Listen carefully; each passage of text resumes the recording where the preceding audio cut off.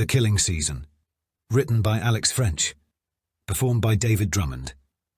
April 15th, 2009. 33 years, 8 months, 22 days. Since the murders, the moon was still shining when Detective Sean Crocker and Brooks Bennett departed Grand Junction, a city of 54, Zero in southwest Colorado, and ran south down a 2-lane through rocky headlands into a desolate grey chaparral of pinon and juniper. The detectives aimed to raise a man named Steve Benson, who skipped town shortly after his wife and little girl were knife murdered and hadn't been heard from in 35 years. Back in Junction, folks who remembered Benson spoke of him as though he'd been dead for decades. They just assumed he went the way boys in Grand Valley tended to go, in a drunken wreck. As they drove, the landscape outside the pickup's windows turned from throbbing vermilion to green and grey. Both Crocker and Bennett knew Benson wasn't dead, but because he hadn't kept a driver's license, drawn a paycheck or paid taxes, it took months to track him down. 15 hours later, the ragged mountains of the Mimbres Valley had them surrounded. The sheriff there said he knew a Benson, unorthodox fella, who leased 75 acres of land off State Route 35, spent months at a time living in the forest. People around town called him the Donkey Man, on account of his riding around on a donkey or something like that, made his living as a mule packer, and raised purebred limousine cattle, fattened them up, and slaughtered them. The sheriff was headed that way anyhow. His deputies had just received complaints that Benson was stealing water to irrigate his fields. Said he'd be happy to take Bennett and Crocker out there. Between them, Crocker and Bennett had investigated dozens of homicides over the years. Murderous husbands, scheming wives, drunken assholes, reckless crankheads, impotent johns, desperate thieves. Each case blended into the next. But 35-year-old murder before. This felt historical. To 1975. That was the year Junction came unhinged, the year that little community started having big city problems. One homicide after the next, women and children mostly found bound and shot in a riverbed, or stabbed or strangled to death in a bathtub. One young gal just vanished. Cops didn't find anything except a 10-speed and a pair of yellow jelly shoes. The Benson murders, though, they were about the worst of it. Even the young detectives who investigated, Doug Rushing and Jim Fromm, never got over what they saw during that investigation. They found Benson mending a fence in an open field and recognized him from his old mugshots. His hair was shorter now and he was fatter. Word was he had exes and children all over the Southwest that he hadn't spoken to in years. Bennett pulled over his pickup. He and Crocker got out and identified themselves as cops from Grand Junction. We're here to talk with you a little about the murders of Linda and Kelley. Crocker said, there have been developments. Benson looked confused. Ain't heard nothing about that since 1975. Crocker slid a series of black and white photos across the hood of Bennett's truck to Benson. Recognize that man? Benson stood where he was, staring. Is that him? Part 1. Discovery. July 25th, 1975. Steve Benson stood before the door of Unit 211 at the Chateau Apartments on North 21st Street with a worried feeling in his gut. It was a Friday night in Grand Junction, 10 after 8, and the morning paper was still wedged between the door jamb and knob, seamed off to him. Benson knocked with a bottom fist. He was a forceful man, 6 feet tall, 180 pounds. Linda, where are you? Nobody answered. Benson worked at the power plant in Hayden, a 4-hour drive north, if the weather and the deer cooperated. Weekends, he was in Junction with his wife Linda and her daughter Kelley. He was locked out because he dropped off a $300 check and his old Comet at the Chevy dealership in Craig, not far from the power plant. He'd picked out a new El Camino, but he couldn't pick it up until next Monday, so he caught a ride home with a buddy who worked at the plant. They were an hour from Grand Junction when Benson realized he'd left his keys in the Comet's glove box. Linda rarely locked the front door until she went to bed. Linda and Steve had lots of friends in the building, but they spent most of their time with the Grants, Maureen and Gary Jr., age 3, who lived right above them in 311. Linda and Maureen and the kids bounced from one apartment to the next, entering with hardly a knock. Gary Sr. worked out of town at the oil shale mine, and Linda and Maureen spent their days together doing macrame, or practicing yoga up in Maureen's apartment. At night, they stayed up drinking wine and watching Johnny Carson until their eyelids felt heavy. Benson called Linda his wife, but they weren't married, not in the traditional sense. They'd been together 4 or 5 years, and she used his last name as her own, which made him feel good. Maybe they'd get around to getting hitched for real someday. Maybe not. Benson had a hot temper. He'd been a basket case after returning from Vietnam, and Linda brought out his better nature. She had narrow shoulders and in the summer was partial to halter tops and cut-off dungarees. A car wreck at 17 had left her with a scar on her face and a limp that did little to diminish a natural grace that she'd inherited from her mother, Barbara. The beauty queen of North Platte, Nebraska. A few years back, before she met Benson, Linda got busted for marijuana possession.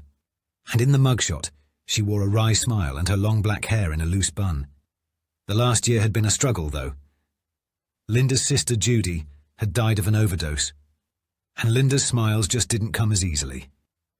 Steve had stopped off on the way home and bought her a cold can of Bud. He planned on a Friday night snuggle. The little girl, Kelley, was 5, with a blonde bowl cut and incandescent blue eyes. She hadn't started school yet, but Linda worked with her a lot, and Kelley could almost read. Steve wasn't her daddy, but he took care of her like he was. He loved the way she back-sassed him. Now he set down his things and pounded on the door again. Still no answer. He knocked next door at 212, where the building manager lived. Nobody home there either. It was a hot night, and Benson was beginning to sweat. He had a wispy mustache and fine strawberry blonde hair that fell over his ears. He was 26 and a union pipe fitter. During these warmer months, he'd sleep under the stars near Oak Creek, a few miles from the plant. He'd wake up at first light to fish, work 8 a.m. to 4 p.m., and then return to the creek to fish until the sun disappeared. Back at his campsite, he'd fry up that night's catch and crack open a can of Beanie Weenie.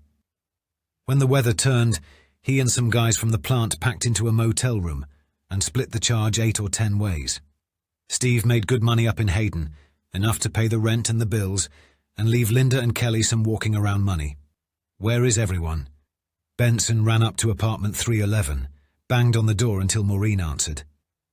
Alarmed, she told him she hadn't seen Linda since last night, when they sat out on the front steps talking and smoking, while their kids played in the grass. Maureen called Linda a few times that day and knocked at around 2 p.m., but nobody answered. She assumed Steve had come home early and taken Linda and Kelley up to their cabin on Grand Mesa. There was no telephone in Benson's apartment, so he went back downstairs and knocked some more. Rang the doorbell. Come on, Linda. Where are you? He walked outside to see if the sliding door on the patio was open. He noticed the screen door was off its track. The chateau was one of the classier apartment buildings in town.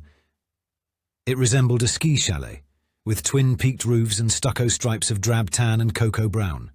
A few dozen units were occupied by young families and Mesa College co-eds. Steve and Linda lived in a corner apartment on the 2nd floor. Benson ran around the front of the building, scaled the wall-mounted swamp cooler, and landed on their balcony with an easy hop. They kept a small charcoal grill and Kelley's tricycle out there. The slider was unlocked. Steve pushed it open, parted the curtains, stepped inside. It smelled faintly of copper and rot. Soft evening light flooded the room. He walked past a 17-inch television with a dead grey screen. The kitchen, a narrow alcove black with darkness. A small bathroom with doors on 2 ends and a sliver of hallway separated Steve and Linda's bedroom from the kids. And it was there that Benson saw Kelley, his baby girl in baggy white underpants, her eyes shut, her little body stained with blood, and twisted in violent repose. He turned, looked in the bedroom, spotted Linda's naked body stuffed into the too small space between his worn wooden bureau and the foot of the mattress. White sheets with orange flowers were smeared with blood. She'd been stabbed in the heart over and over, and it looked like everything she ever loved and wanted and hoped for was in a dried black puddle on the brown carpet beneath her. Jim Fromm was the first detective on scene. 419 at the Chateau Apartments on North 21st Fromm knew before he got inside that it was Grisly. He walked up a short flight of stairs to apartment 211. A uniformed cop opened the door and pointed Fromm in the direction of the bodies. All the lights were off, Fromm was a young detective, just 24. He'd joined the force 3 years earlier as a patrolman and hadn't so much climbed the ranks as been shoved up them. Junction's new chief of police did things differently. He liked his veteran cops patrolling the streets and his young guys working as detectives. Eerie feeling in this apartment, Fromm thought. Ghostly like.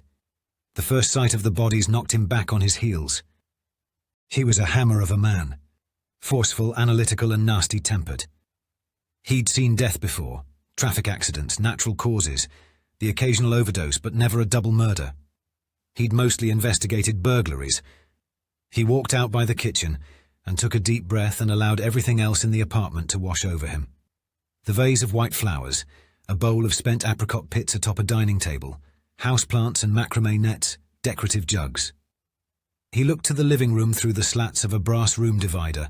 A baby picture of Kelley sat atop a small desk, hulking, rust and brown plaid couch, black rocking chair with gold flowers and trim honey-coloured coffee table, hard pack of reds, sunglasses. Purple ceramic ashtray. Grand Junction had always been a boomtown. Carbonate in the new century.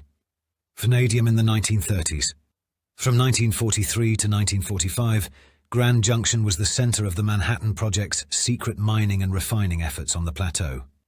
Uranium mining here carried on through the 50s. Poor men moved to Junction and became rich, scouring the mesa on the backs of burros for deposits of yellow cake. Now they were gearing up for an oil shale boom. By 1975, the population had settled at 23,000. Kids started school later in the year than most, in order to work the fall harvest. Old folks moved here to die. Tourists came for the buttes. Hard to believe, but there hadn't been a murder here since 1964, when a young gal named Patty Haywood was found shot through the head in the alleyway behind her house. Fromm was 13 or 14 when the Haywood girl was found. He grew up in Junction. His parents were strict. His father, a successful insurance salesman, insisted on high marks in school and good moral character. His entire life, Fromm had dreamed of being a G-man. But he fell short of the Bureau's Hite requirement, so he got a degree at Mesa Junior College, and then headed off to Adams State, thinking maybe someday he'd work for the Bureau as a forensic accountant. He was offered a job by an oil company before graduation, but then was downsized before his first day. He spent that summer unemployed, and hanging around a local country club playing money rounds against the police chief a few days a week. By the end of that summer, Fromm was at the academy. When he started work in the fall of 1973, he was the only guy on the Junction police force with a college degree. Being a cop allowed him to embrace his rebellious streak. He drove recklessly, carried a polished chrome .44 Magnum like Dirty Harry Callahan. But Junction also sat on I-70, biggest town between Denver and Salt Lake.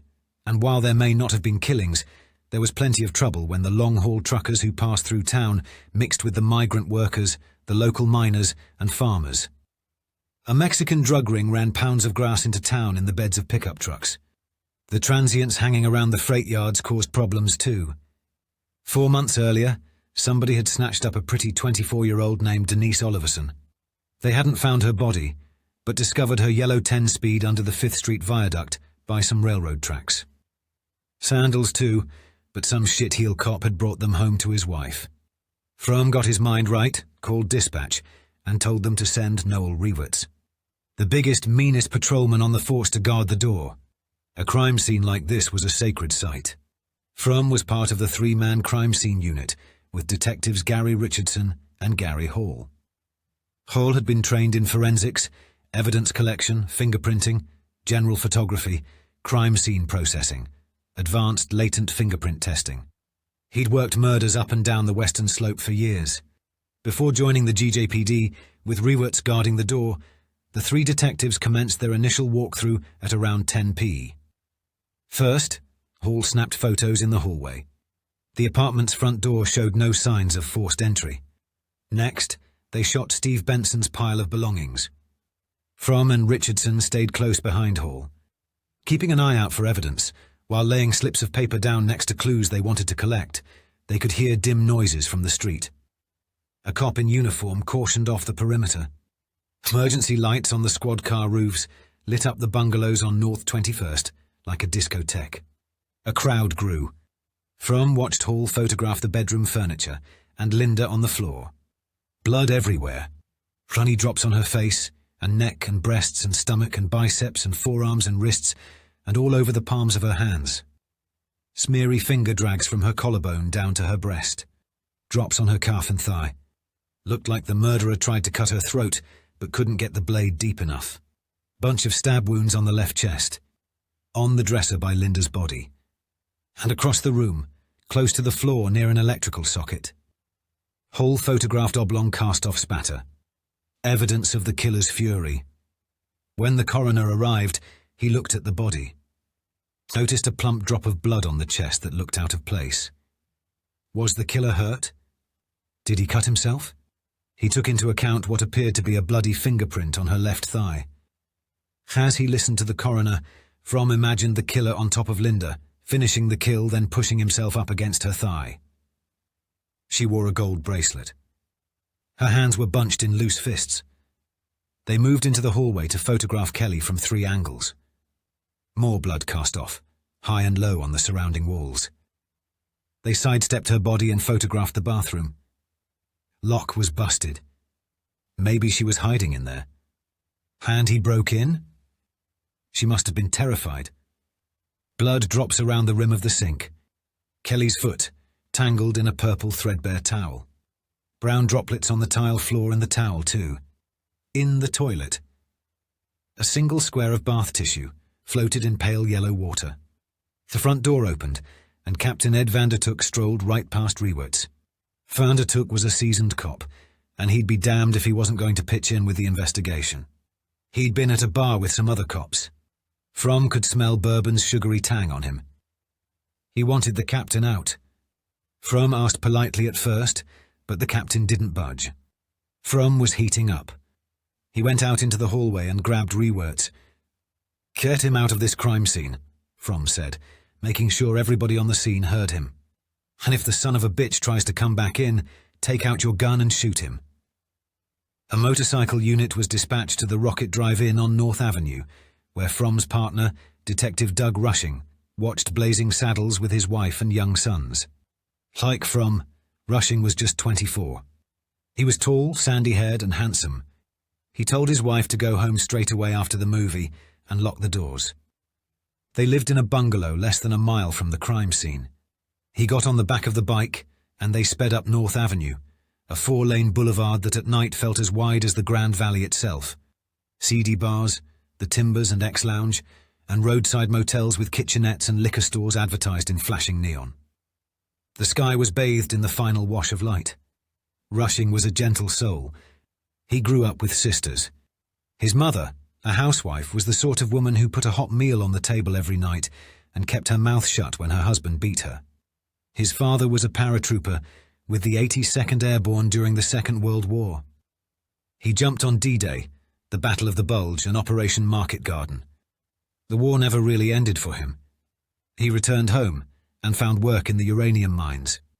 Broke his back and both legs on the job and started drinking to cope with the pain. Drank so much he came down with diabetes. The sickness made him meaner than a snake too.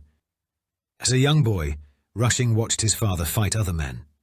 Witnessed him getting beat bad on a handful of occasions. And he'd seen his father get his mother down on the floor and strangle her. Once he'd watched as his mum burned his father with a hot pan and got away.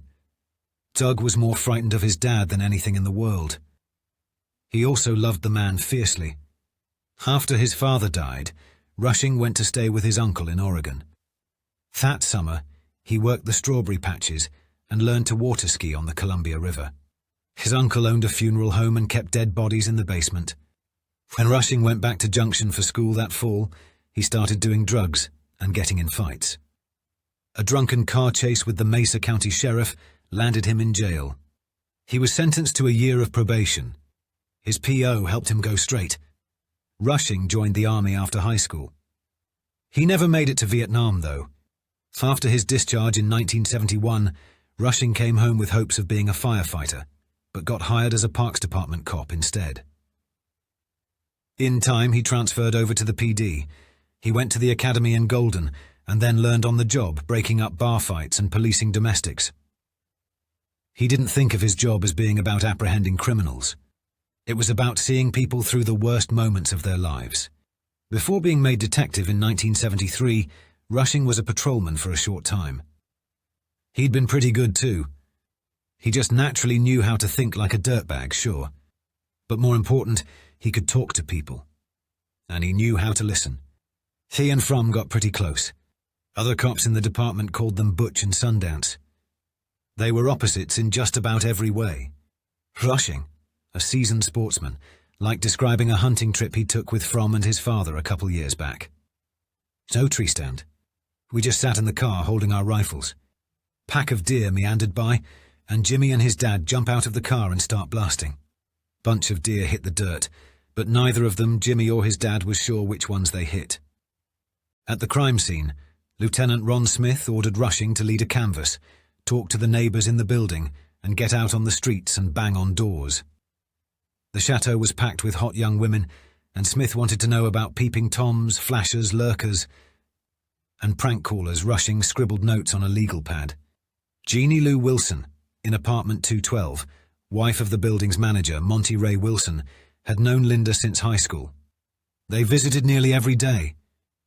Thursday night about 9:20 was the last time Jeannie had seen Linda. Early on Friday morning, must 3 a.m., I got up, she said. My husband asked me what was wrong, and I said I just didn't know. I can't explain why I woke. I don't know how to describe my feeling. I guess you could call it uneasy.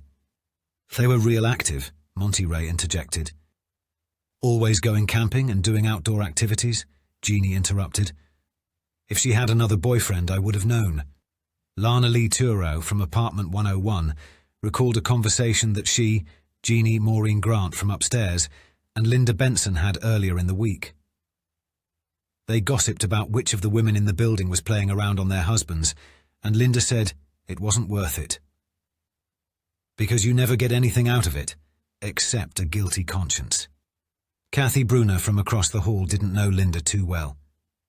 They'd chat on occasion. She'd only exchanged smiles with Steve. She'd heard some bad things about him.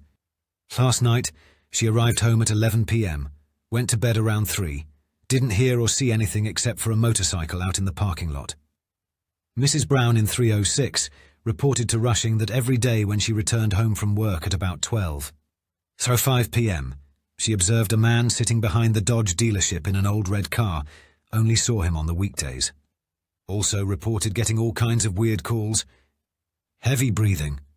Pervert stuff. Denny Tucker, from the 3rd floor, saw white male, 20 to 23 years of age, 6'2" or 3, long blonde hair, Levi's, purple and blue shirt, brown hat with a wide brim, and heavy framed glasses. Hanging from the balcony of the Benson apartment, Tucker's neighbour told Rushing that earlier in the week he saw Linda leaving the chateau on the back of a motorcycle.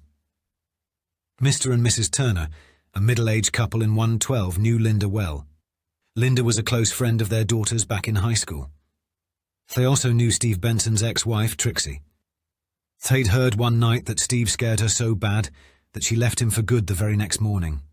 Mr. Turner said, I was having some trouble sleeping the other night. I was up.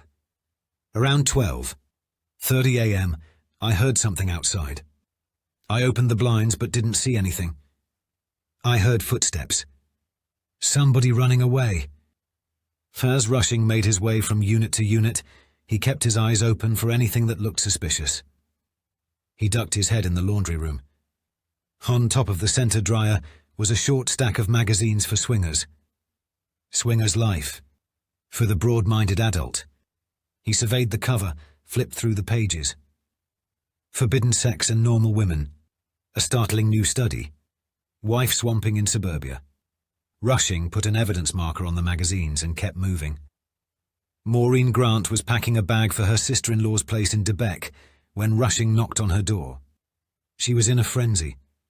Maureen and her husband Gary were the Bensons' upstairs neighbours. Kelley Benson and little Gary Jr. played all of the time.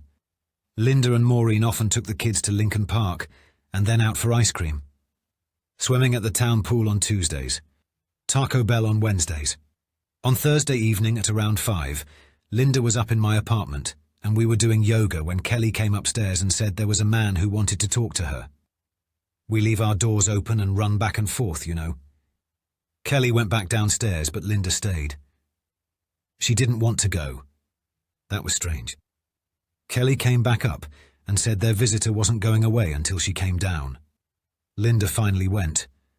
I didn't see her again until 8 or 8:30 that night when I went out front. We hung there for an hour until 9 or 9:30. Linda seemed distant. Something was on her mind. We walked in together and then went our separate ways. When I got home, Gary was in bed. He leaves for work at 5:30. I didn't hear anything that night. No noise or music or people talking. I didn't hear anything until the next morning at around 6, when I heard Cindy, Kelley's cat, meowing loudly. They always leave their sliding glass door open a little bit for the cat to go in, but the cat was stuck outside. I got up around 10 that morning and went and knocked on Linda's door, but nobody answered. And at midday the curtains were still drawn, and that was really unusual. I wouldn't say that I was worried. Curious, maybe? When Steve Benson showed up at her door, she didn't understand what he was saying. He was frantic, bug-eyed, the colour drained from his face. He was screaming, "Fuck, Marine! Tell me the last time you saw them. They've been murdered. Call the cops! They've been murdered!" Benson ran back down to 2-on-1 and into the bedroom. Maureen did what she was told, and Gary Sr. followed Benson. Gary Sr. interrupted, told Rushing that he waited outside the bedrooms, while Benson inspected the closet where he kept his collection of pistols. He caught a look at the bodies and ran for the door. Maureen told police that Benson had been at work all week. The last she saw him, he was out on the sidewalk screaming at some cop about how, "I'm not answering any more questions right now. My wife and my daughter are dead. You need to go inside and take some fingerprints." Fromm, along with Hall, Richardson and Sergeant Fred Albrecht, the other lead detective, a large man with a big swoop of hair like Elvis Presley, stood around with their hands on their hips, discussing how to collect a bloody handprint off the living room wall. Fromm imagined the killer, injured and disoriented, groping around in the dark for a light switch. Albrecht was a first-class detective. Fromm and Rushing called him the Fonz. Albrecht had investigated murders in San Bernardino, California, for an eternity before coming to Grand Junction in the early 70s. "Shit," Albrecht said. "Just get a box cutter and muscle it out of there." Fromm and Hall and Richardson nodded. Albrecht went outside and ordered a detective to call the hospitals in Grand Junction, as well as the surrounding towns and in Utah, to ask them to be on the lookout for a man seeking treatment for a serious cut to his hand. Officers were dispatched to the bus and train stations and the Grand Junction airport to search for suspects. Inside the apartment, Fromm, Hall and Richardson made their way into the narrow alcove of the kitchen. There was a steak knife in the sink and the handle of another knife next to it. The blades had been wiped clean with a striped dishcloth. The busted-off blade was down into the incinerator. They found blood on the rim of the sink and a big round drop on the cardboard in a box of Rice Chex breakfast cereal. Fromm showed Albrecht the second knife, and Albrecht hypothesized that the killer was at the sink when he heard the little girl in the bathroom. Rushing struggled through the crowd gathered out front of the Chateau apartments, past a TV news van and the crime reporter from the Daily Sentinel. The temperature was in steady decline. The sky was cloudless. Rushing knew a deputy sheriff who lived in a bungalow across the street. He knocked on his door and the wife answered. She mentioned having caught somebody creeping in the shadows beside the house. She thought he was a peeper, turned on the lights, yelled for him to get moving or she'd call the cops. Old gal in the little place next door saw a man last night, leaning against the lamppost out front of her house. She didn't get a good look. It was dark, and his back was covered in shadow. Rushing stood beneath the light pole and took note of the clear view into 211. He passed his own house, just a half-mile from the chateau. Lights were off, his wife and sons asleep. There was a clothesline in the backyard. For months, his wife had been complaining that somebody was cutting the crotches out of the panties.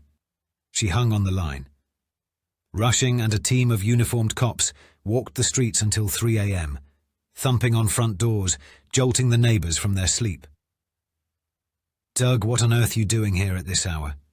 Young girls were turning up dead everywhere in the western United States. Washington, Utah, Colorado. They were found naked and frozen out in the woods, dumped on the side of the road, raped and beaten, mutilated, strangled, skulls caved in. Pretty girls. Others vanished. Their bodies never recovered. Just like the Oliverson girl.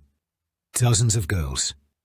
Rushing and Fromm had just recently gotten a call from a Colorado Bureau of Investigation agent named Bob Perkins. He was based out of Montrose, an hour from Junction. A few weeks back, Rushing and Fromm drove down there.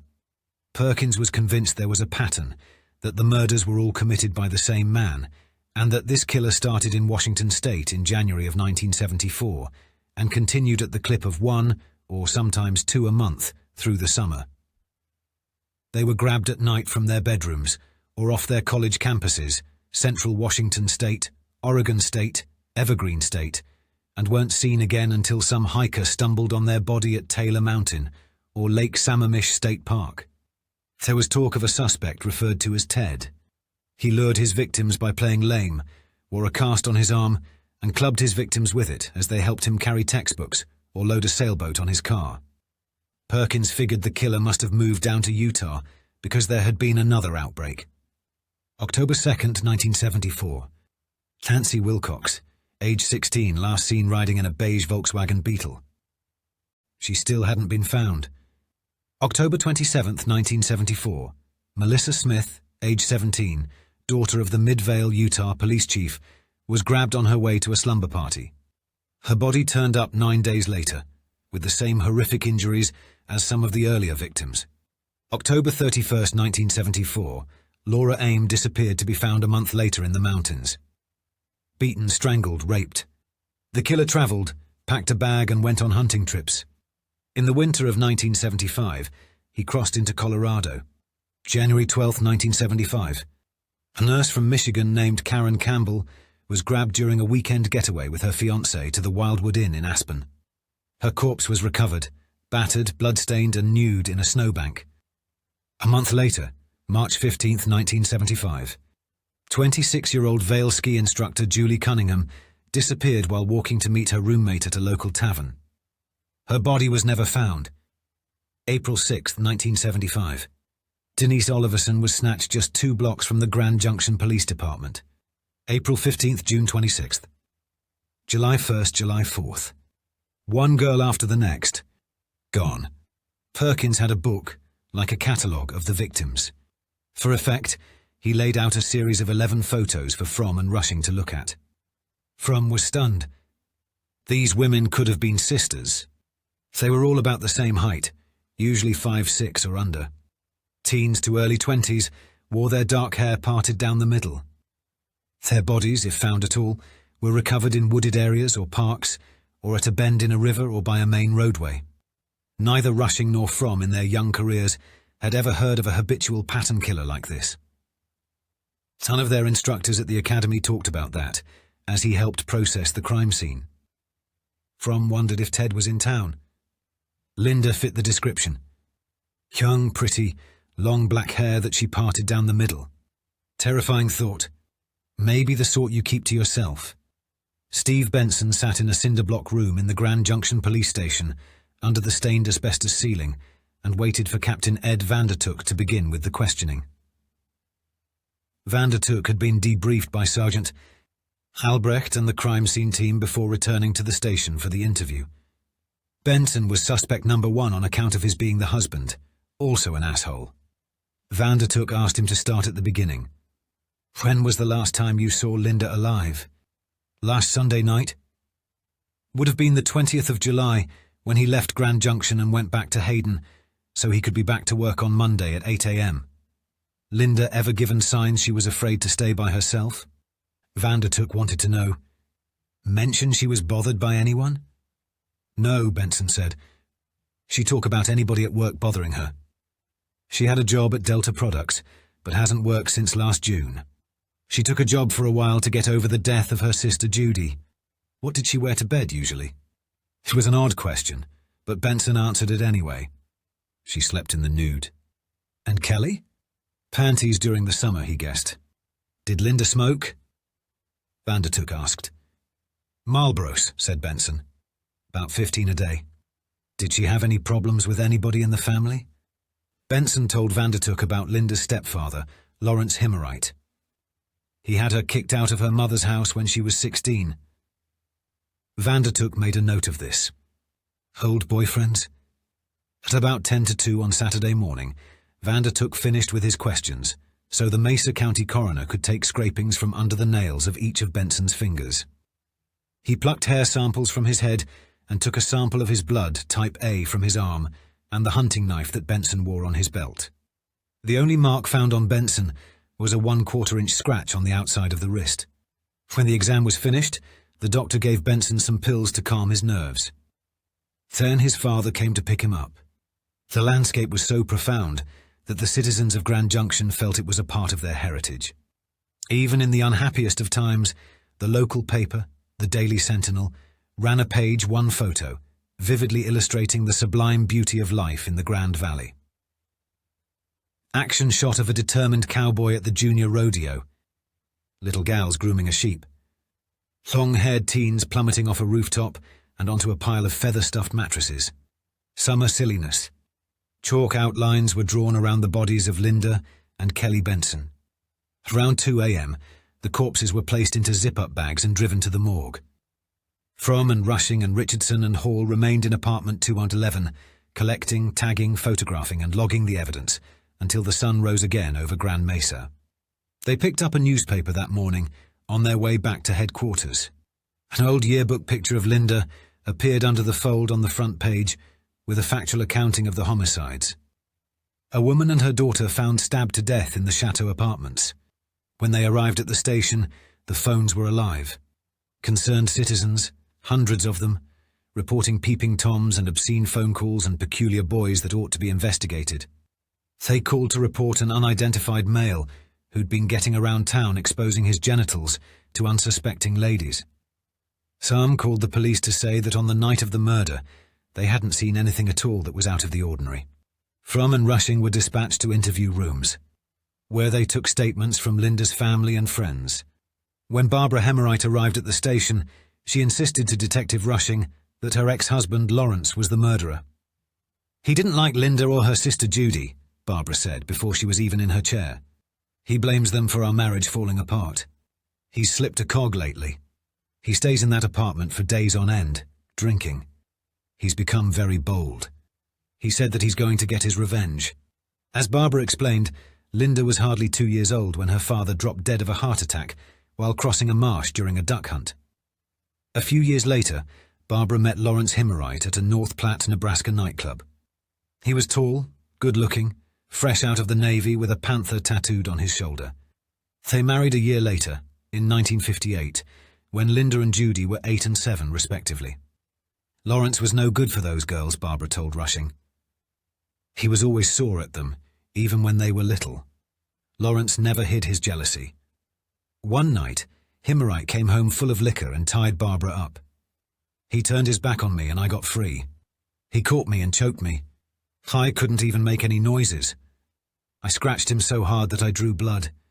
He was always remorseful, but that one left me cold with fear for a long time. They divorced in 1962.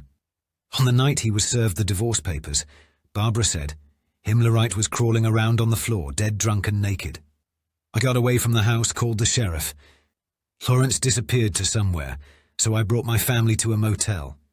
The next morning I returned home and found my pants out. He'd hidden in the cupboard while the sheriff was there.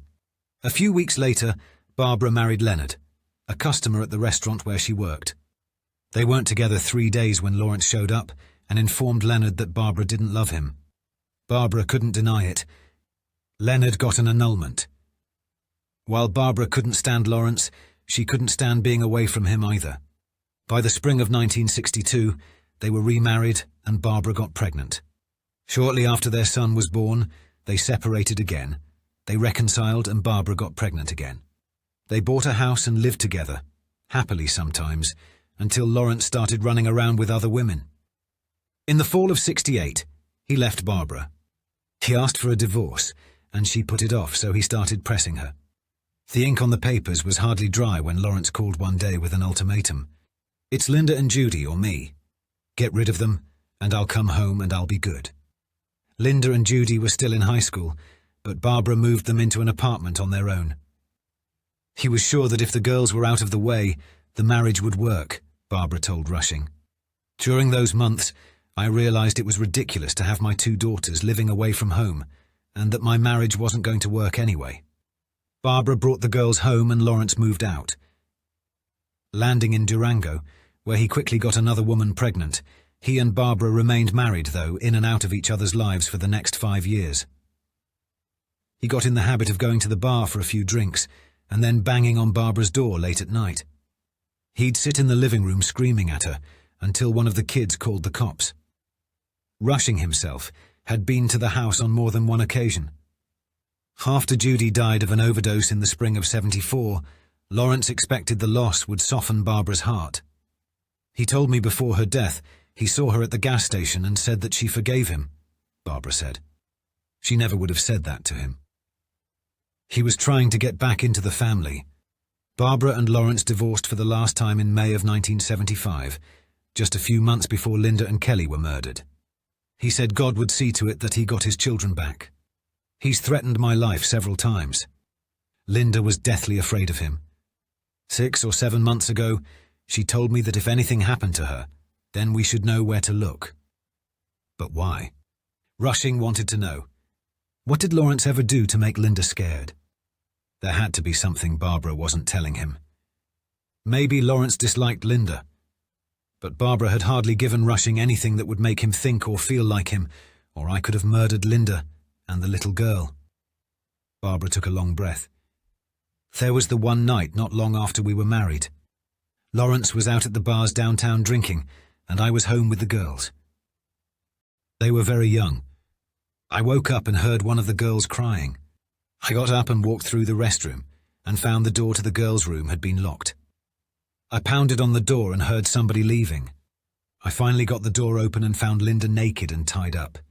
She told me that Lawrence said he was going to take her to the car. When she arrived at the police station the morning after Linda's murder, Pat Freeman's eyes were red and raw. She and Linda had been best friends since forever. After interviewing Barbara Himmerite, the detectives began drawing up a pool of potential suspects and wanted to know about Linda's old flames. They figured Pat knew more about Linda's love life than just about anyone. Pat told them that Linda's first real boyfriend was a Mesa College student named Lyndon. He was older and heavy into drugs, she said. They were together 5 or 6 months. He was a total rip-off. There was a one-night thing with a super guy named Wayne. There was Terry, whom Linda knew from high school. That one wasn't serious, just a few one-nighters. Terry would screw anything, and Linda knew it. There was another Terry, the first boy she lay down with after the terrible car crash that left her scarred and broken. He went to Mesa College too. It was casual until Linda got pregnant. When Linda phoned Terry's parents to tell them about the baby, he hung up on her without a word. She didn't want anything from him.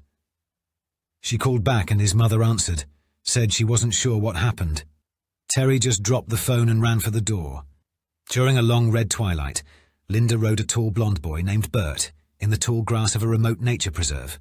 She hung around with a guy named Craig for a while, and after that a young man named Bob, a lifeguard from New Jersey. Bob came from money, bought her all manner of expensive gifts, flew her to New York with him for a performance of Hair. Linda called Pat during that trip to say she was putting out, but it wasn't ever going to work because Bob was impotent and a mama's boy, deal breakers in her view. Then Linda got serious with a Jim. She met him at a festival in Gateway Canyon. He lived in Denver and was making the long trip to see her one night when he had a terrible wreck in the Vail Pass. He laid in a coma for a week. When he finally left the hospital, Linda stayed at his parents' place and helped take care of him. She never really split from Jim. It just sort of ended when she started going with Benson. Rushing and Fromm wanted to know more about Benson. They didn't tell Pat he was their primary suspect. They didn't want to tip her off and have him flee Junction. They just told her that they needed to know more. Linda saw Steve at his worst and loved him anyways, Pat said. She went on to explain, before they moved to the chateau, they rented a farm out on Patterson Road. One evening, Steve came home dull-eyed and drunk. He wanted the keys for the car, said he was going someplace or another. You couldn't drive a Tonka truck, Linda said. She threw his car keys out into the backyard, into the weeds someplace he might not find them sober. Benson went into a rage. He smashed a kitchen window, pulled over the refrigerator. Food all over, spilled milk, flipped the kitchen table and fell on the floor. He never so much as touched a precious hair on Linda or Kelley's head. She wouldn't have tolerated it. Benson grabbed a shotgun, stormed out into the backyard and the neighbouring fields. Linda called for help. She was worried one of the neighbours would spot him on their land and open up on him. Pat recounted how, after calling the sheriff, Linda was immediately filled with regret. When some deputies arrived, she offered them money to leave. They refused, and when Benson returned, they were waiting in the house, pistols drawn. I was with Kelley and Linda, Pat said, huddled behind the couch. Steve dropped the gun, said, "Take me," and left without a fight. He spent the night in the tank, came home the next morning and said he was sorry. Soon after the incident, Steve and Linda moved to the chateau. Every night they gathered in somebody's apartment. Benson, with Kelley on his lap, played chess with Mike Freeman, Pat's husband. It was the time of their lives. Sitting out on the balcony and watching the sunset, drinking a beer or sharing a laugh and a joint. Rushing was wrapping up the interview when Freeman told him, about 4 or 5 months ago, Linda, Maureen Grant and I were sitting out on the front lawn, and some guy that lived in the basement apartments, 3rd unit from the front entrance, short black hair, about 5'6" or 150 pounds, was just sitting out there on the steps watching us, like leering at us. Maureen said hi to him, and he just said hi back. It started happening all of the time. He'd stand out on his balcony and watch us. Fromm and Rushing quickly confirmed Steve Benson's alibi for the week, right down to the minute. Day after Pat Freeman's interview, Benson showed up at the Mesa County Sheriff's Office for a polygraph test. The polygraph examiner thought it necessary to delay the test a week. Benson was completely in shock. He insisted, though. He wanted it over with. He sat ramrod straight in his chair. For 2 hours he answered questions over and over again. On Thursday night, did you sleep in a sleeping bag near Hayden? Yes. Between last Monday and last Friday night, were you in Grand Junction? No. Regarding these deaths, is what you told the police the complete truth? Yes. Do you know who caused Linda's death? No. Did you cause Linda's death? No. Did you cause Kelley's death? No. The test needle jumped and skipped all over the paper. Either Benson was all torn up and there was no hiding it, or he was a straight killer. Afterward, the examiner noted in his report that, though considerable emotion was evident in the subject's responses on the charts, comparisons of the critical questions to the control questions indicated that reactions to the critical questions were due to factors other than deception. It is my opinion that this subject is truthful in regard to these critical questions. Rushing drove an hour south to Montrose, Colorado for the autopsy. It was his first time for that, and on the ride down from Junction, he sat in the back of the squad car, silently staring out at the high desert, dreading what was imminent. In the exam room, an X-ray technician showed off developed films of Linda's skull and pelvic areas. Detective Hall was there too, his camera loaded with colour film. Lieutenant Ron Smith, the detective in charge of investigations, stood next to Hall. Before he washed off the rest of the body, Dr. Canfield, the coroner, called attention to the plump droplet of blood on Linda's abdomen that he'd asked Hall to photograph at the crime scene. He waved over the detectives. Usually the pattern of blood from knife wounds is more of a spray, with a pattern of elongated droplets that are created as the knife comes out of the wound.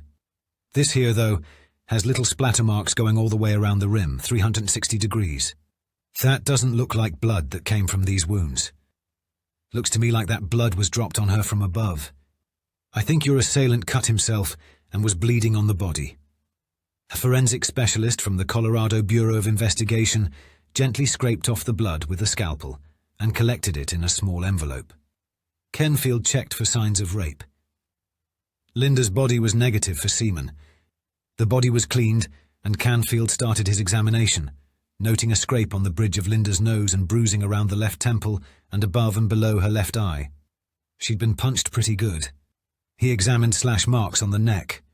He counted 5, and 2 gaping puncture wounds on the right side of her neck that weren't too deep, but were nonetheless devastating because the killer had twisted the instrument.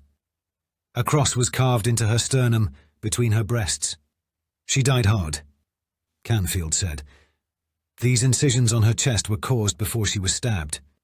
Then Canfield counted 8 puncture wounds on her chest, noting that they were caused by a single-edged blade. Her left hand showed deep slice wounds to all 4 fingers. Rushing cowed as Canfield opened Linda's chest cavity with a Y-shaped incision, starting around her shoulders and running it down to her belly. He did it real casual, like he was gutting a deer. The smell hit Rushing. It was fetid. Nearly too much to take. He hadn't smeared the Vicks under his nose, for fear that the admixture of vapor rub and rot would put him off his stomach. Canfield cracked open the ribs, spread them out. Rushing thought silently that the violence this woman had to endure was never-ending. Hall snapped photos. The CBI forensic specialist took scrapings from under Linda's nails. Looked like skin. She fought. Canfield examined the heart and lungs. He said, "There's a double stab wound, and I can't tell whether it was thrust twice or thrust removed, and then thrust again. The wounds are one right on top of the other. Indicates a real fury." Her right lung was collapsed. A puncture to the neck had gone right to the bone. Her heart had been ripped open. Perforated was Canfield's word, causing massive bleeding into the lungs. A knife jab to the back had been so forceful that it penetrated a lung, went through the diaphragm and nicked the liver. An examination of Kelley's body revealed bruises on her face and her right arm. She'd been stabbed on the left chest 9 times. A different weapon was used on Kelley. The top part of the blade was blunt. The cutting surface was sharp. One of them went through her little lung and her heart. One of the wounds showed a double thrust, similar to what Linda had suffered. Compared to her mom, Kelley had it easy. Linda's end was excruciating. It took 4 or 5 minutes for her to die. Maybe more. Longest minutes of her life. Rushing couldn't stop himself from imagining her on the floor of that bedroom, her breath slipping away, the torment of watching or hearing, or just knowing that her baby girl was being butchered in the dark. The morning after the autopsy, Kelly Benson's portrait appeared on the front page of the Daily Sentinel. The autopsy's grim results were detailed. The police made it known that the detectives had interviewed roughly 50 of Linda's neighbors, family members, and associates. No arrests were imminent. The coroner divulged that the very latest methods were being put to use. Tests would be performed, correlating the heat cycle in Grand Junction on the night of the 24th and the resulting heat loss occurring in the bodies to accurately determine the time of death. Even before Steve Benson's alibi was confirmed and the polygraph completed, Doug Rushing was certain that he wasn't the murderer. Rushing learned at the academy that people who murder close family members almost always hide the corpse. That impulse was related to unrelenting guilt and paranoia, Rushing estimated. Benson was a hard character, rough with his women for certain, but the little girl had been treated like meat. Hard to imagine somebody who lived with Kelley, who was as close with her as the neighbor said Steve was, doing that. But what about Linda's stepfather, Lawrence Himmerite? The way Barbara had described him violating Linda and tying her up. For 2 straight days, Himmerite's acquaintances, associates, and members of his church group arrived at the Grand Junction Police Department, sat in the chair in the little interview room, and spilled everything. No one had a decent thing to say about the man. They knew all about the spousal abuse. During his worst benders, Barbara and the kids showed up on the doorstep of one church member or another, looking for a safe harbor. Mervyn Leroy Einspar knew Lawrence Himmerite good as any. 12 or 13 years they'd been friendly. Daughters went to junior high together, and they had the worship group in common too. Einspar had dealt with Himmerite during his drinking sprees. When Lawrence is good, Einspar said, he's really good. And when he's drinking, when he's bad, he's real bad. Einspar knew all about the trouble Lawrence had with Barbara's daughters. They just wouldn't mind him, and every time he endeavored to correct them, Barbara would jump between them to protect the girls. He was aware of the bad juju between Barbara and Larry too. Sure, he could get mad enough to hit Barbara, but she also asked for it a lot of the time. Gene Morin and his wife, Glyndine, sat across from Rushing in the little interview room at the police station. Lawrence attached special meaning to everything that happened. When he drove in his truck with a hot cup of coffee on the dash, it was God that prevented a spill. When the weather was bad, it was punishment for their sinfulness.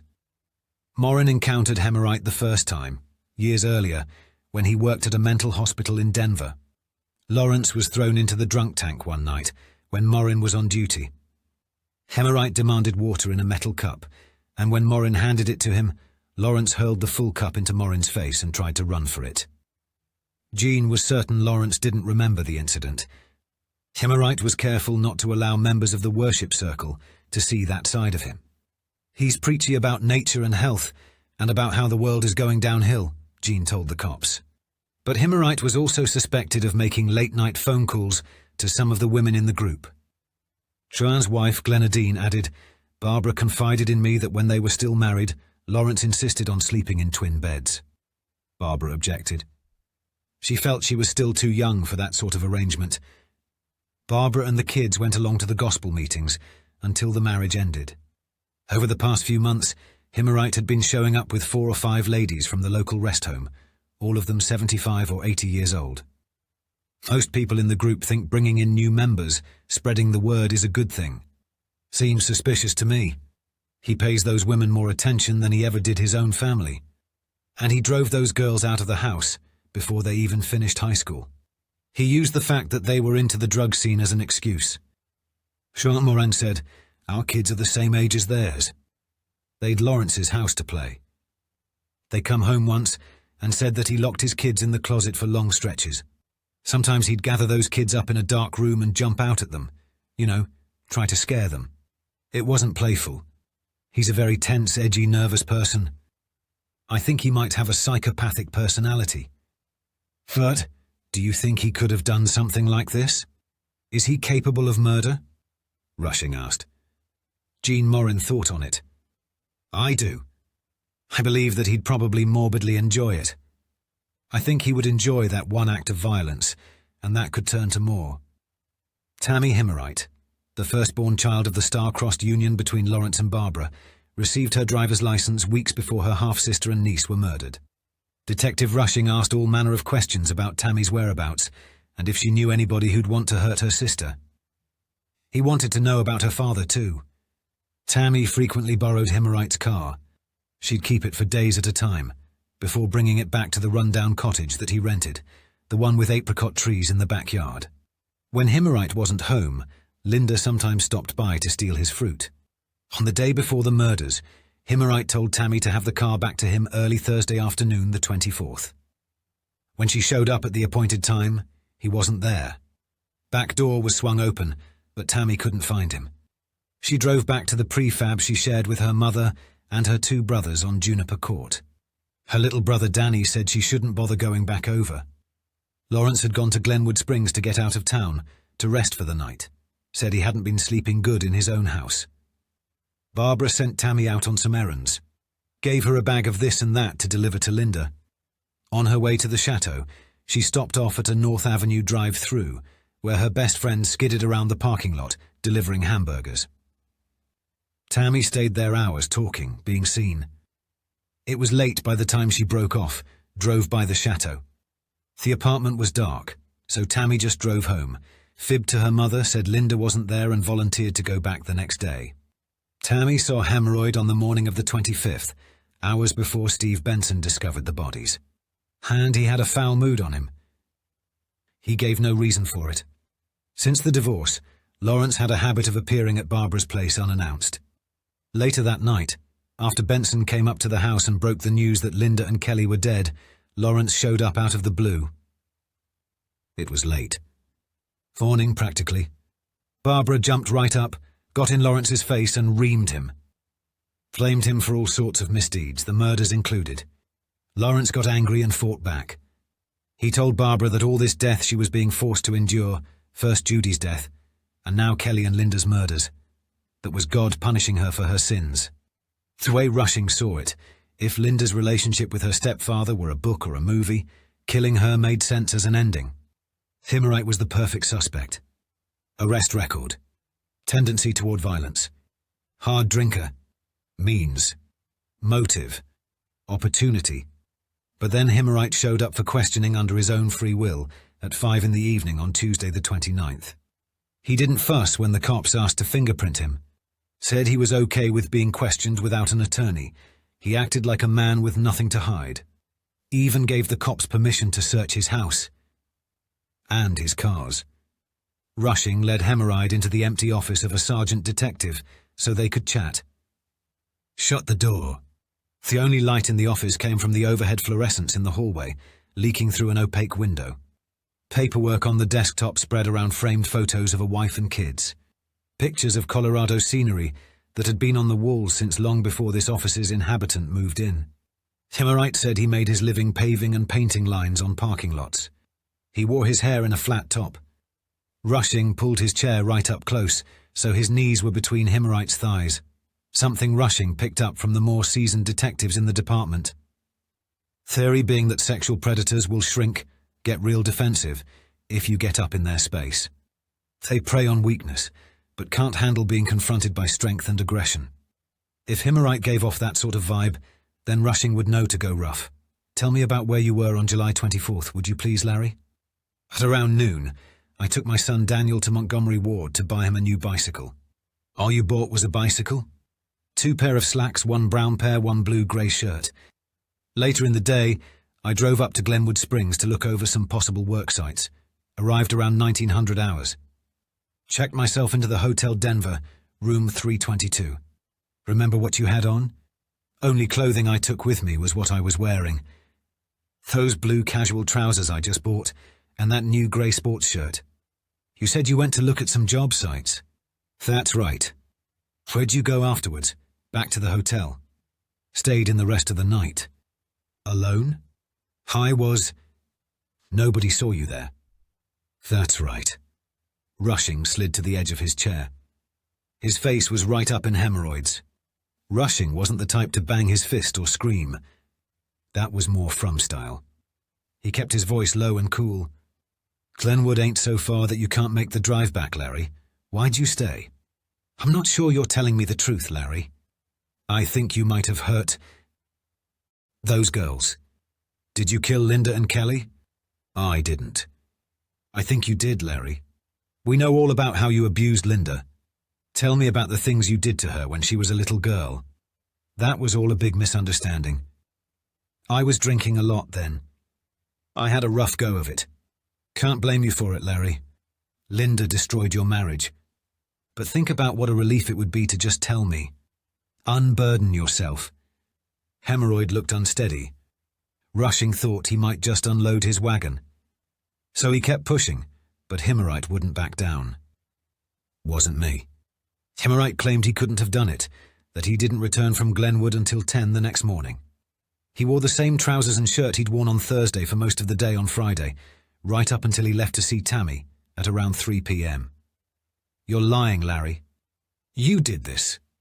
Just let yourself say those words. Carrie Richardson hot-footed across town to Himmerite's residence, the old cottage on 26th Road. Rushing met him there with Himmerite's keys. They worked room to room, the den, the kitchen, the guest bedroom. In the master bedroom, Rushing found the new brown slacks that Himmerite described. He put those in a bag. In the bathroom, he found 2 green washcloths. Both were soiled in deep crimson. They searched a laundry basket and found another towel and a purple hat, with stains that looked like blood. Half of Grand Junction showed up to Linda and Kelley's funeral. They were laid to rest in Grand Junction Municipal Cemetery on Orchard Mesa on a bright, hot Wednesday morning. The gravesite was located beside the plot where Linda's sister Judy lay. Mother and daughter shared a casket. Linda would have wanted it that way. Funeral goers stood silently in the grass, arranged in a broad arc. Heads hung low. The women wore white dresses and blouses, and skirts cut above the knee. Long hair parted in the center. Sunglasses. They stood on their heels, with their tanned arms folded across their chests, shielding themselves from something they couldn't see, but scared them just the same. The men packed together in the shade, sweating through their suit coats, plaids and solid blues. At the church service, and later the cemetery, Detective Hall snapped close-ups of guests and automobile license plates. He took the funeral register back to headquarters, hopeful he might discover a lead. In Glenwood Springs, Fromm and Rushing dug into Himmerite's alibi. They found the client Himmerite claimed to have met with on the 24th to discuss a paving job, but the man said he hadn't spoken to Lawrence in months. Their next stop was the Denver Hotel, a stately place, a block off the main drag, where the desk clerk recalled Himmerite's checking in. His signature was in the ledger, room 322, but he had no recollection of seeing the suspect after that. None of the bellhops or maids recalled glimpsing him either. Fromm and Rushing were left to guess what Himmerite might have been up to. Maybe he went to his room and stayed there alone all night. The Denver Hotel was a refined sort of place. The type professional gamblers and gangsters and city folk with real money stayed in. So why would Himmerite check in just to lay down his head for the night? Why not a cheaper room at any old motel along the highway? Why not drive home? Grand Junction was but a 2-hour drive southwest. Maybe he was there to get laid. Himmerite's a religious man. Maybe he was trying to keep his affair quiet. Then again, what if he checked into the hotel to secure an alibi and then slipped out a side entrance and drove back to Grand Junction? Fromm and Rushing couldn't grasp Himmerite. He was fully cooperative one moment, ornery or lying the next. He was the best suspect they had. In fact, Rushing was sure he was the killer. So invested was he in Hemorrhoid's guilt that when the lab results on the clothing and towels recovered from Hemorrhoid's bathroom hamper came back inconclusive, Rushing felt like something had been stolen from him. They had nothing to tie him to the murders. Can't lock somebody up for being a shitheel. Rushing kept a list of names in a notebook. Pages of names. Linda's friends. Steve's friends. Friends of friends. Former lovers. People she'd worked with. People who didn't live at the chateau but spent time there. Linda's doctor. The girl at Cameo Beauty Shop who fixed Linda's hair. Persons of interest. They tracked down those folks. Showed up at their houses unannounced, banged on doors, collected and confirmed alibis. Rushing in from, checked off the names one at a time, drove from one end of town to the other and back again. Searched for days in thermal heat. Tracked down practically every Terry, Wayne and Jim she'd ever laid eyes on. They found Bob, the impotent mama's boy back in New Jersey. He hadn't been in Junction in 5 years. They eliminated Linda's ex-boyfriend Jim, the one who'd been in the bad car accident. He still wasn't physically strong enough to do the murders. They found a boy named Billy, that Linda had once ratted on for sending drugs to Judy via the United States Postal Service. He'd been locked away in an Arizona jail cell for the past 5 weeks. They talked to a weed-smoking, hell-raising biker named Herbie Meade. He'd been working all week at Baxter Pass. He told Fromm and Rushing that he'd found out about Linda and Kelley the morning after. His girl, Arlene, told him while he was standing out on his lawn smoking a heater. Meade and Steve Benson lived together after they both returned from the war. Meade thought Steve was messed up. "Guess we know who did that," Meade said out loud. They even located Judy's old boyfriend, the one she was with when she overdosed. His alibi was airtight, and his brother, who'd been there that summer too, was locked up in Utah on a rape charge.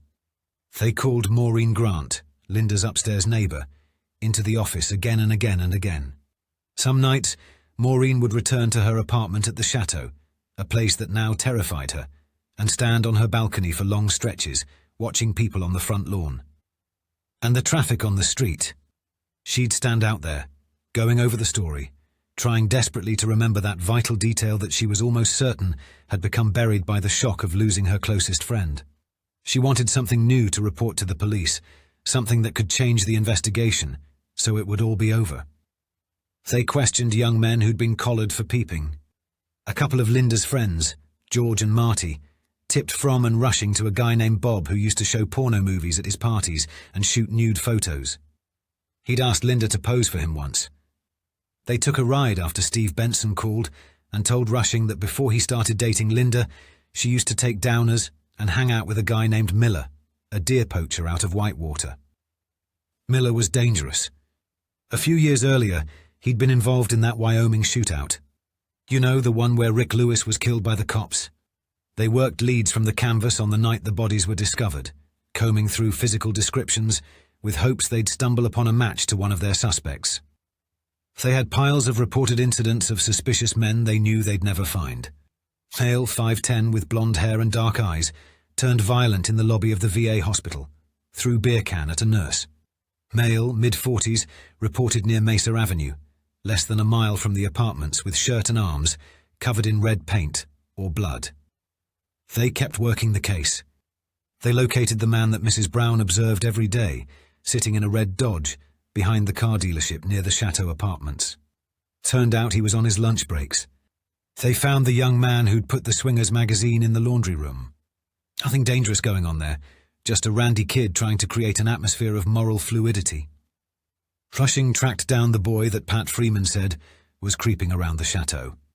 They thought they might have had their man. Saw him walking down the street one day. Pulled him over and told him there was no refusing. He sat in the back seat. Stayed quiet most of the ride, except for when he sat forward and said solemnly, "I wasn't there and I don't know nothing about this. I ain't giving you no fingerprints or palm prints. I ain't letting you take my picture. I didn't have nothing to do with no dirt in that apartment. If I did it, I would have been on the next plane out of town." They put him in the room with Ron Smith. Smith was a better bullshit censor than any polygraph machine. Rushing mulled around solemnly outside the office with Fromm. After some time, Smith came out and shook his head no. Rushing's shoulders fell. The man who did the killings was out there, and they were never going to find him. Fromm and Rushing shared the same hopelessness. It was enough to choke a man. Part 2 investigation. August 16th, 1975. 23 days since the murders. It was 3 a.m., and Sergeant Robert Haywood of the West Valley City Police Department sat in his cruiser outside his home, filling out a shift log. Haywood was about to go off duty when headlights from an oncoming car illuminated the interior of his smoky. He watched as a caravan of 3 cars turned onto his street and headed toward him. The first 2 cars belonged to his neighbors, but he didn't recognize the third, a beige Volkswagen Beetle. Moments later, Haywood's radio crackled to life. A call for assistance a few blocks away. Haywood responded that he was en route.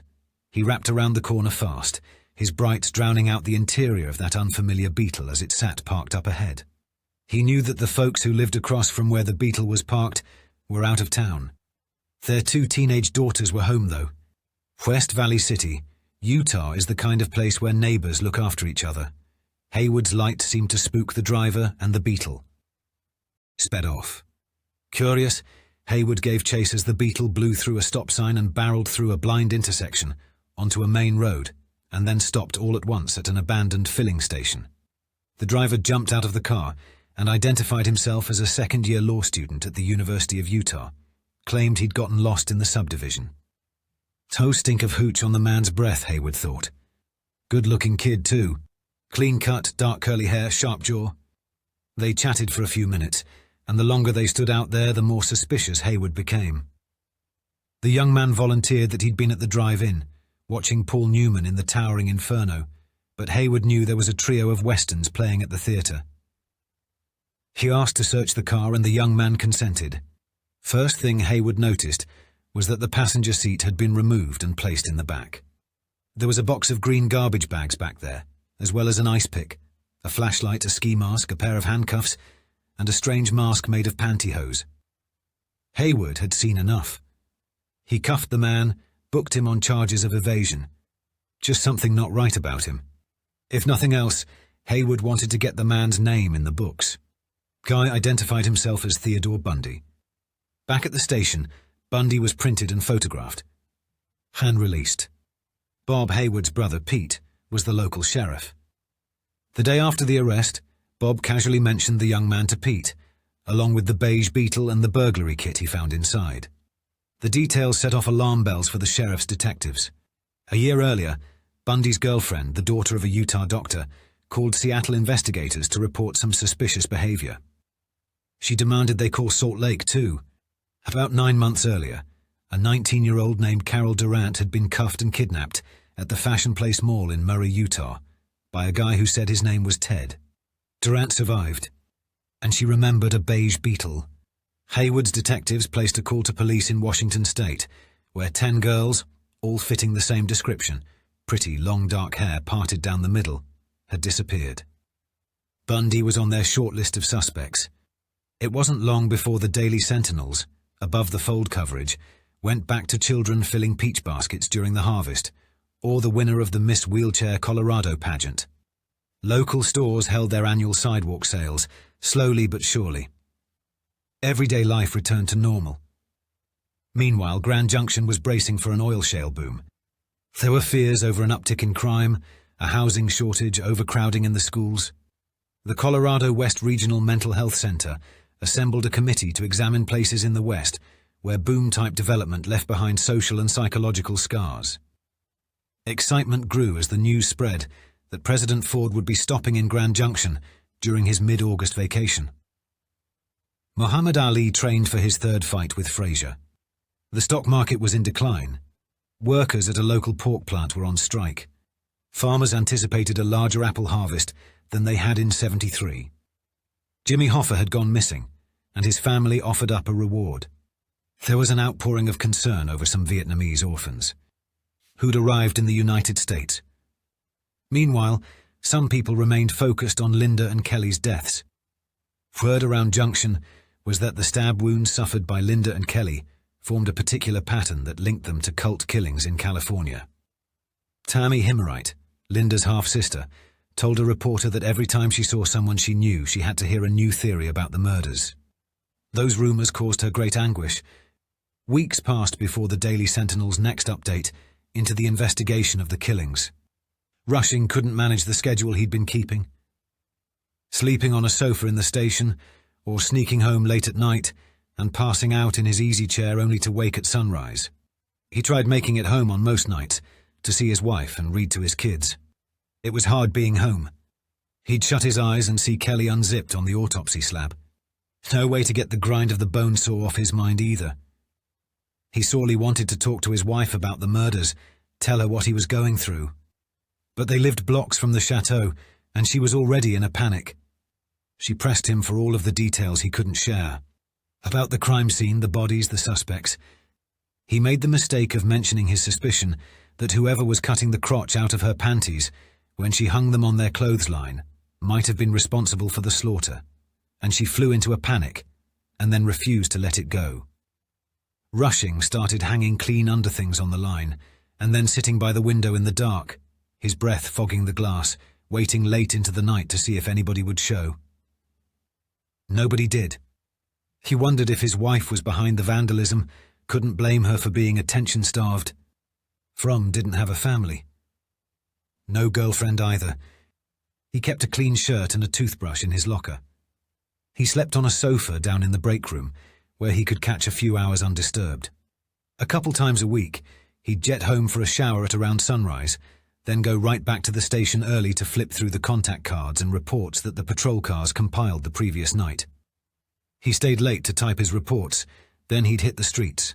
Fromm and Rushing and Detective Tom Montgomery drove around town, followed by an unmarked squad car, packed with the 4 toughest patrol guys on the force. They'd go from one North Avenue bar to the next, grabbing baleful patrons and dragging them out into the parking lot for a beating. Before the murders, it was an exercise in peacekeeping. Afterward, it was information. Drunks love gossip, but nobody knew nothing. Other nights, Fromm and Rushing rode bicycles down back alleys and through the parks, hoping to stumble on something unexpected. They caught a rooftop burglar and dispersed suspicious teens, but Linda and Kelley's killer never turned up. In early August, lab results showed that the blood evidence collected from around the crime scene came from 3 donors. The police suspected the killer had cut himself, and now they had proof. He was type O. They contacted area hospitals, requesting the names of men who'd sought treatment for cuts to the hand on the night of the 24th, or in the early morning hours of the 25th. On the 8th of August, the front page headline of the Daily Sentinel read, Police believe knife murderer may also have received injury. Vigilant citizens began calling police headquarters with detailed descriptions of men wearing casts and bandages. A man who worked at W.B. Johnson Company at a Fruiter Farm board meeting, wearing a bandage on his right hand. A teenage dishwasher at the Bonanza Steakhouse who wrapped his left hand after being jabbed with a pencil during a wrestling match with a friend. One afternoon, Fromm and Rushing pulled into the driveway of an old farmhouse way out on 23rd and a half Road. Bill Stoddard was out in his front yard. He raised a bandaged hand to wave hello. Fromm and Rushing got out of the car, and Stoddard said, "Heard about them murders and I thought somebody from the police department might show up to ask me about this. Hospital notified us that you received treatment for a severe laceration on the radial palm area on the 25th of July. That's about right. Were you familiar with Steve or Linda Benson?" "No, sir. Just know what I heard about them on the news." "What happened?" Fromm asked. "I was round back here chasing some turkeys round the yard, trying to grab them, tripped over a log, and put my right hand out to stop my fall, and cut my hand good on a piece of sheet metal that was attached to the shed. Dead ends. Everywhere." The detectives began showing up to their shifts several hours early in order to gather in the break room and discuss the case. Digesting details, rereading notes, combing through the previous night's contact cards, concocting theories. Sharing every bit of information was the only way to ensure that some seemingly meaningless observation they hadn't bothered putting into their reports didn't break the case. The detectives each reckoned something different about what went on that night. Why it happened. Fromm was stuck on the victim. Why Linda Benson? Seemed as though every good-looking woman in Junction lived in those apartments. As he reasoned through it, he couldn't get past her limp. That limp made her somehow welcoming, accepting, vulnerable. A predator would see that as a sign of real weakness. In the break room one morning, Fromm and the others got to exploring motive, narrative. Rushing and the others thought the attack was an attempted rape, that the killer saw her naked silhouette through the curtains and broke in, and that the struggle woke the little girl, and the killer panicked and stabbed her. Fromm held forth a different idea. What if he didn't go into the apartment to rape her? What if he went in aiming to kill her? Fromm went on, "It's not happenstance he picked an apartment to enter where there was a very attractive female inside, and unless he's had conversations with her, he's got no idea Steve Benson isn't there. He's not going to an apartment where he thinks the husband is home. He's been there before. It's summertime, and he's seen her outside in the front yard sitting on the steps, smoking. She's out there watching her kid play, and isn't going to be alarmed if some guy walks up and says, 'Hi, how are you?' 'Nice day, isn't it? I'm just out getting some exercise. My wife's still at work.' And Linda says, 'My husband's still at work too.' 'Oh yeah? What's he do?' 'Works up at the plant in Hayden. Gets home weekends.' Things like that register with a predator. Maybe he makes a pass and she rebuffs him. He gets fixated, stands under that street lamp at night, watching her undress through the curtains, builds up the courage late one night, hops up on the balcony, through the slider. Goes in the bedroom and gets on top of her. First thing she feels is the knife. Maybe he wakes her by carving those X's in her chest. 'I'm the stud of the world, you bitch. I want you. I'm gonna have you.' She fights until she dies. He gets up. He's hurt. Cut on his hand. Feels his way through the dark to the kitchen sink. He's washing up when he hears the little girl in the bathroom. She sees him. Locks herself in the bathroom. He finds a new knife. Busts open the door. Grabs her by the arm. He kills the little girl because she's been in the front yard playing when he stopped to chat up Linda. He's just done one murder. Sure as hell isn't leaving a witness. With his detectives beating the bushes for new leads, Lieutenant Ron Smith flew off to Quantico, Virginia, to meet agents from the FBI's Behavioral Analysis Unit. Smith brought along the case files and crime scene photos.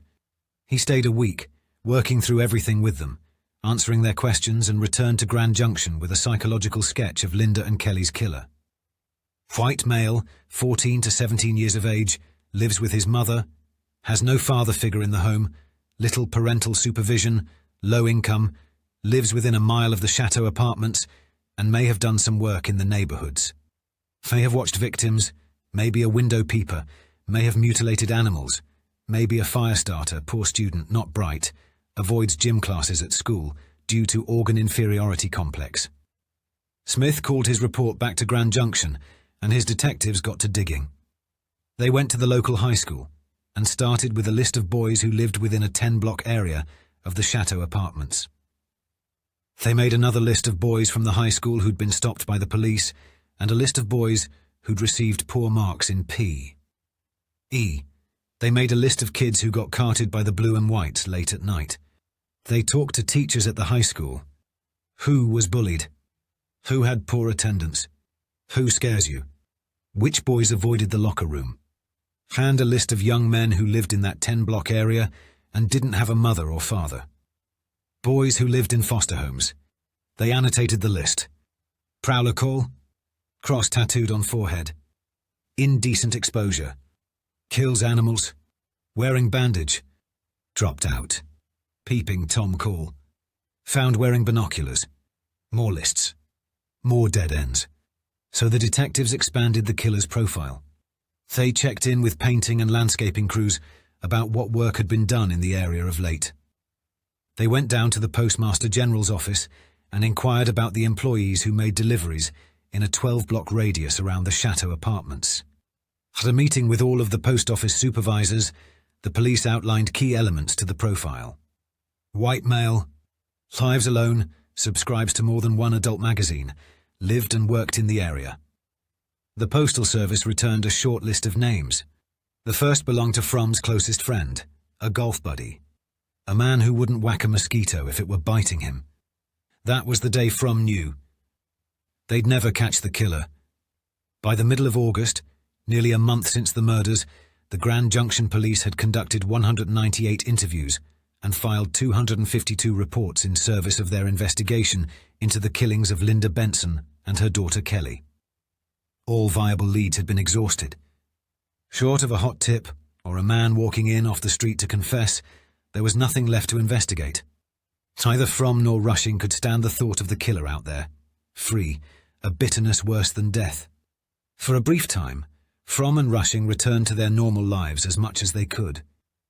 They worked 5-day weeks. Rushing arrived home on most nights, in time to read to his kids, and Fromm became accustomed to waking in his own bed. They played golf at the municipal course on their days off. Mostly they tried their level best, not to discuss the case. Then, on August 23rd, Tom Montgomery, a fearsome young detective, walked onto the green as they were about to putt. He had a grave look on his face. "You boys better come with me," he said. "We got a missing persons, but I ain't so sure it's just a missing persons." Fromm and Rushing followed Montgomery to Uray Avenue, not too far from the Chateau apartments, to a small house where Montgomery's friend, 25-year-old Patricia Botham, lived with her husband, Ken, 27, and their 2 little boys, Thea and Thad.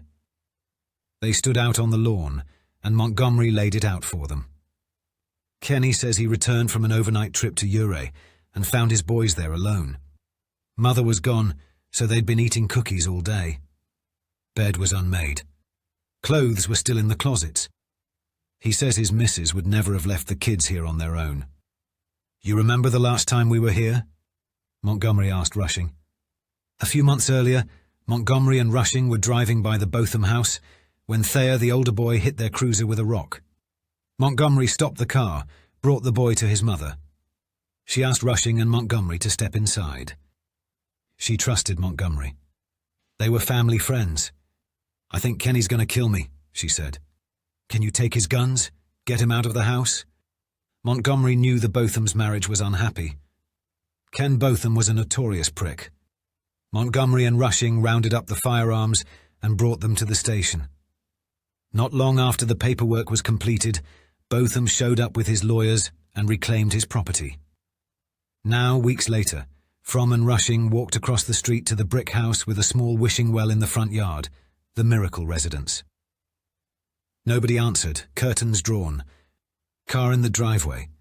Fromm and Rushing recognized the name. In June, before Linda and Kelley Benson were murdered, Linda Miracle, a pretty 24-year-old with dark curly hair and a bad reputation, reported that somebody had tried to strangle her while she slept on the couch. She fought her way free. Ken Botham saw her stumble outside and collapse on the front lawn and rushed to her aid.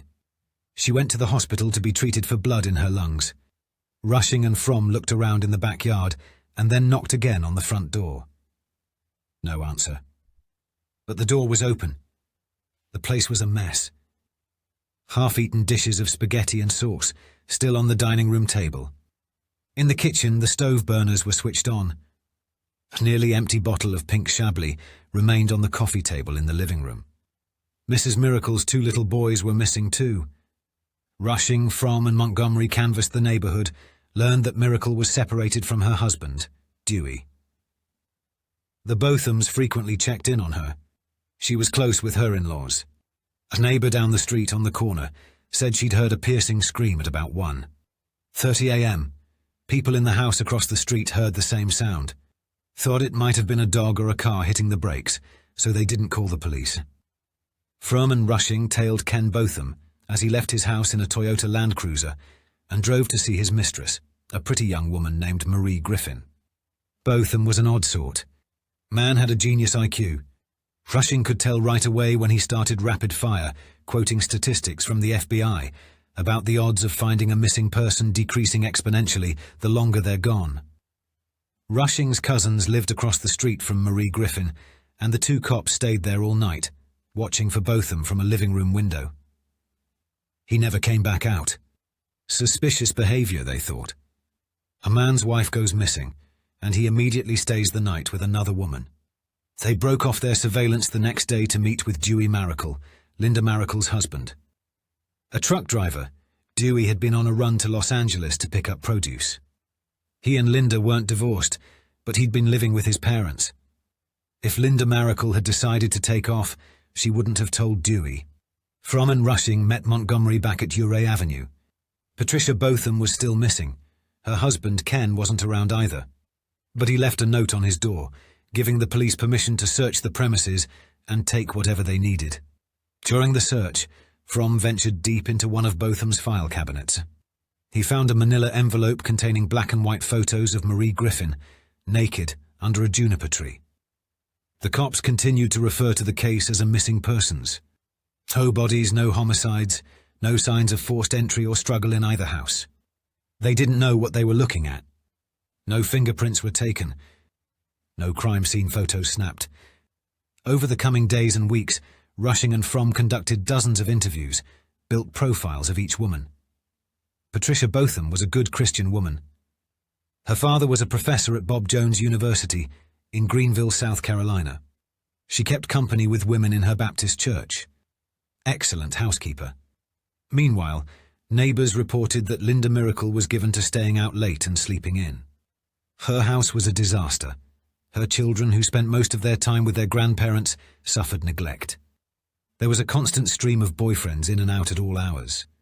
Linda Miracle's boyfriend that summer, one of them at least, was Norm Wilhelm. Only days before the disappearances, Wilhelm gave Linda money for an abortion. He was the last person to see her alive.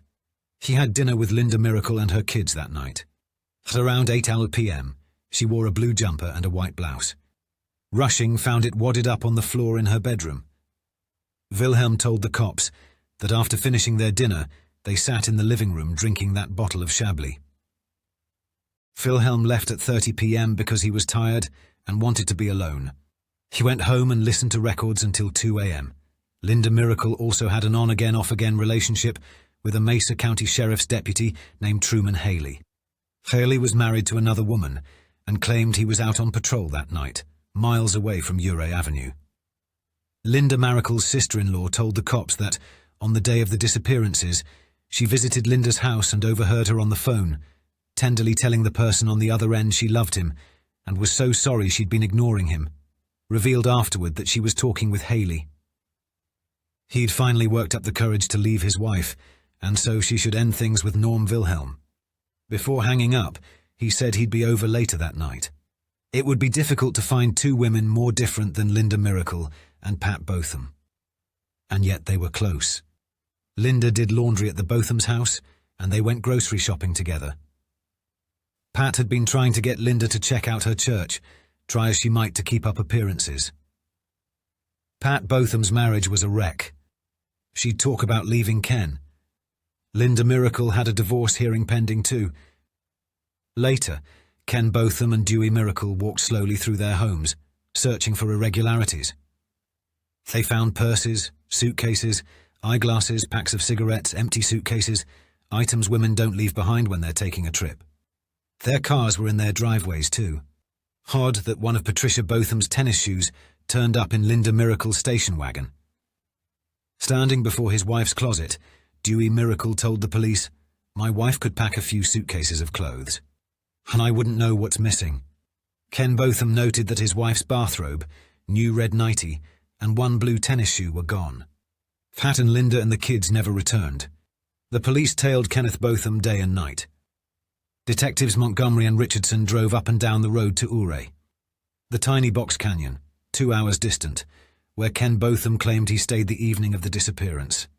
They stopped at every gas station and diner along the way to show people photos of the suspect and ask if they'd seen him on the night of the 22nd. The owner of Polly's motel confirmed that Botham was there, but said it was unclear if he'd actually slept in the room he'd rented.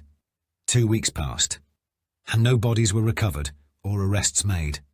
Barbara Himmerite, Linda Benson's mother, showed up at the police station desperate and shattered. In the weeks after the murders of Linda and Kelley, she'd coped by getting intimate with a bunch of men she hardly knew. She told the cops she was sure Steve Benson had done the killing. She'd had coffee with Betty Jo Matheson of Carbondale, and Betty Jo had heard from a young man who worked at the power plant that Steve Benson was spotted gassing up his car in Grand Junction on the night Linda and Kelley were murdered. She also imparted that the Mercury Comet that Steve was driving had very briefly belonged to her daughter Tammy. And on the day of the murders, Gary Grant Jr., Kelley's 3-year-old playmate from upstairs, told his mother Maureen he saw Tammy's car. Barbara had another interesting story. 2 weeks prior to the killings, Linda told her that Steve was reading a book on how to beat a polygraph exam. Barbara now also believed that Steve may have been involved in her daughter Judy's death. She said that in the spring of 1974, Steve was arrested for shooting his guns off at a house party, and Judy was there and was going to testify against him. Barbara said Steve was having an affair with Linda Miracle and had left the key to his apartment at her house the night before Kelley and Linda Benson were murdered. That's why he'd been locked out of 211. There were rumors around town, none of them substantiated, that Steve Benson was running stolen guns and drugs, marijuana, packed into hollowed-out bullet casings. There were murmurs that he'd been behind on a narcotics payment. A member of Lawrence Himmerite's church group told the police, "I'll tell you what, though, Linda was into the drug scene. I believe she had knowledge of the numerous heavy pushers around the valley, and that put her into considerable danger. Once she said to me, 'If you only knew who the dealers are.' Big shots." As the weeks wore on, folks around Junction came to believe that the Benson murders and the Ouray Avenue disappearances had to be linked. Linda Benson was friends with Linda Miracle when they were in high school. They'd been spotted chatting together in the spring of '75 at the Woolworth's occasion card counter, and later at a burger joint called the Top Hat. The girls at the hair salon said that Ken Botham was having an affair, and Linda Miracle and Linda Benson knew it, and threatened to tell Pat Botham. Others whispered that Ken and the two Lindas were in on a drug deal together, and Pat Botham was trying to get them out of it, or she was going to the cops. The longer the cases remained unsolved, the more people in Junction began conjuring their own theories, making their own connections. In September, a young woman named Tracy Freitas washed up in a local pond. For some, it was confirmation that the Benson murders were connected to the Botham and Miracle disappearances, that there was a conspiracy at work. Freitas was said to have worked as a babysitter for the Bensons, the Bothams, and the Miracles. The victims, they all must have seen or heard something they shouldn't have. It was the only logical explanation. Young women moved out of the chateau apartments in droves. Subs by, but a few miles away, the 900 block of Ouray Avenue, where the Bothams and Miracles lived, was the most frightening location in all of Grand Junction. The porch light at Linda Miracle's house hadn't been switched off since the disappearances. 2 blue bicycles sat like trash on the overgrown front lawn. Curiosity seekers drove slowly down the street, idled in front of the homes for a few beats, before hustling off. Ken Botham drew the shades on his picture window at first. Before long, he took his kids to his parents' house. In early October, local gun shops reported an uptick in the sales of handguns. Bud Vermillier, owner of Redlands Country Corner, told the Daily Sentinel that men whose business took them out of town had been buying guns for their wives. Ray Simmons of Simmons Lock and Key said, "People are beginning to get afraid. They want better locks on their doors." At a local diner, a waitress who used to allow her 7-year-old to walk to school alone insisted that the child be accompanied. "I know it's silly," she said, "but I feel better doing it." Strangers at lunch tables in the town mall discussed the cases. Folks on Uray Avenue, who'd once only waved, now dropped in to talk about the investigation. "I used to leave the front door open all the time," said one of Linda Miracle's neighbors. "Now it's locked and I'm getting new locks. My husband insists on it. I can't sleep at night," said another. "I keep hearing noises." With his back to the wall, Grand Junction Police Chief Ben Myers told the Daily Sentinel that there were no signs of struggle in either case. Foul play wasn't suspected. Mrs. Botham and Mrs. Miracle left on their own accord and didn't want to be found. Both women had been unhappy and were starting their lives over. It was all just a freak coincidence, these two women disappearing simultaneously, and without the use of their automobiles or eyeglasses or nicotine, no bodies, no homicides. Folks around town knew better. Pat Botham would never have taken off without her babies.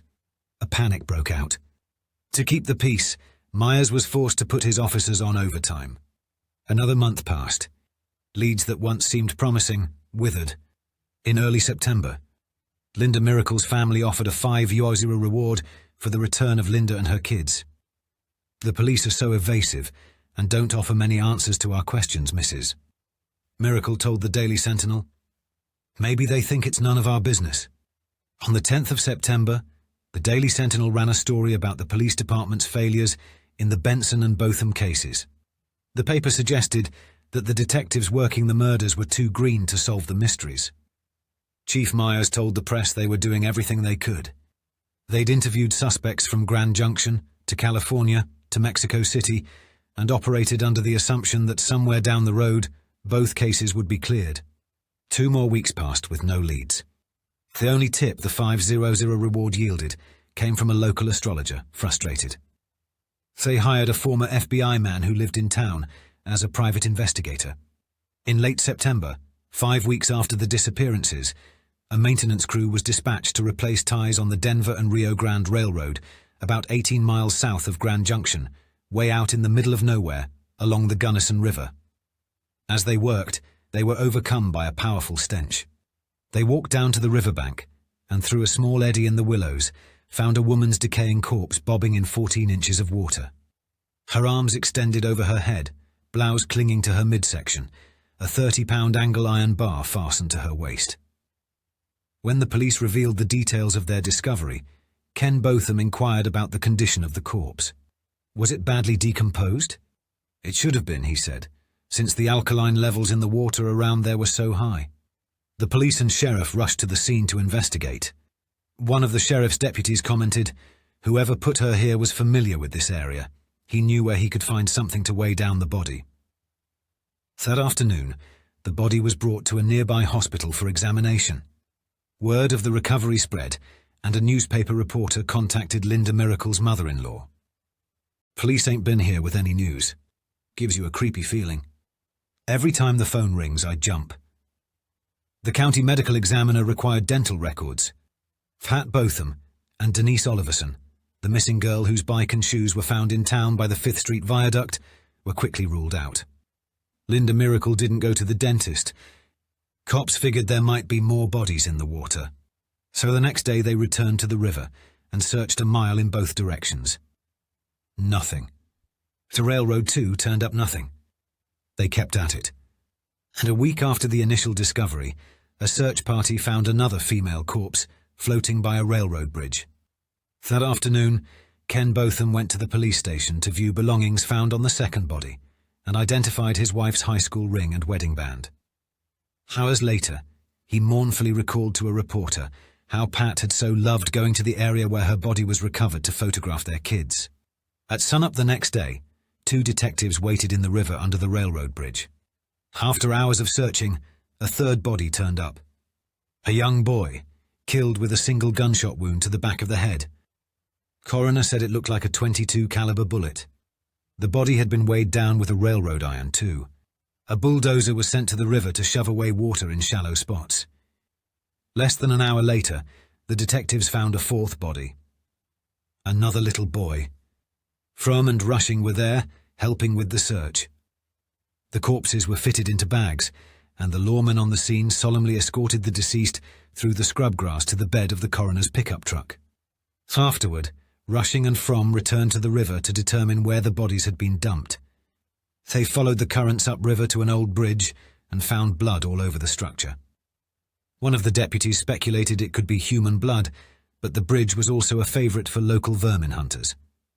A blood-soaked quilt recovered in the scrub was later identified as having come from Linda Miracle's station wagon.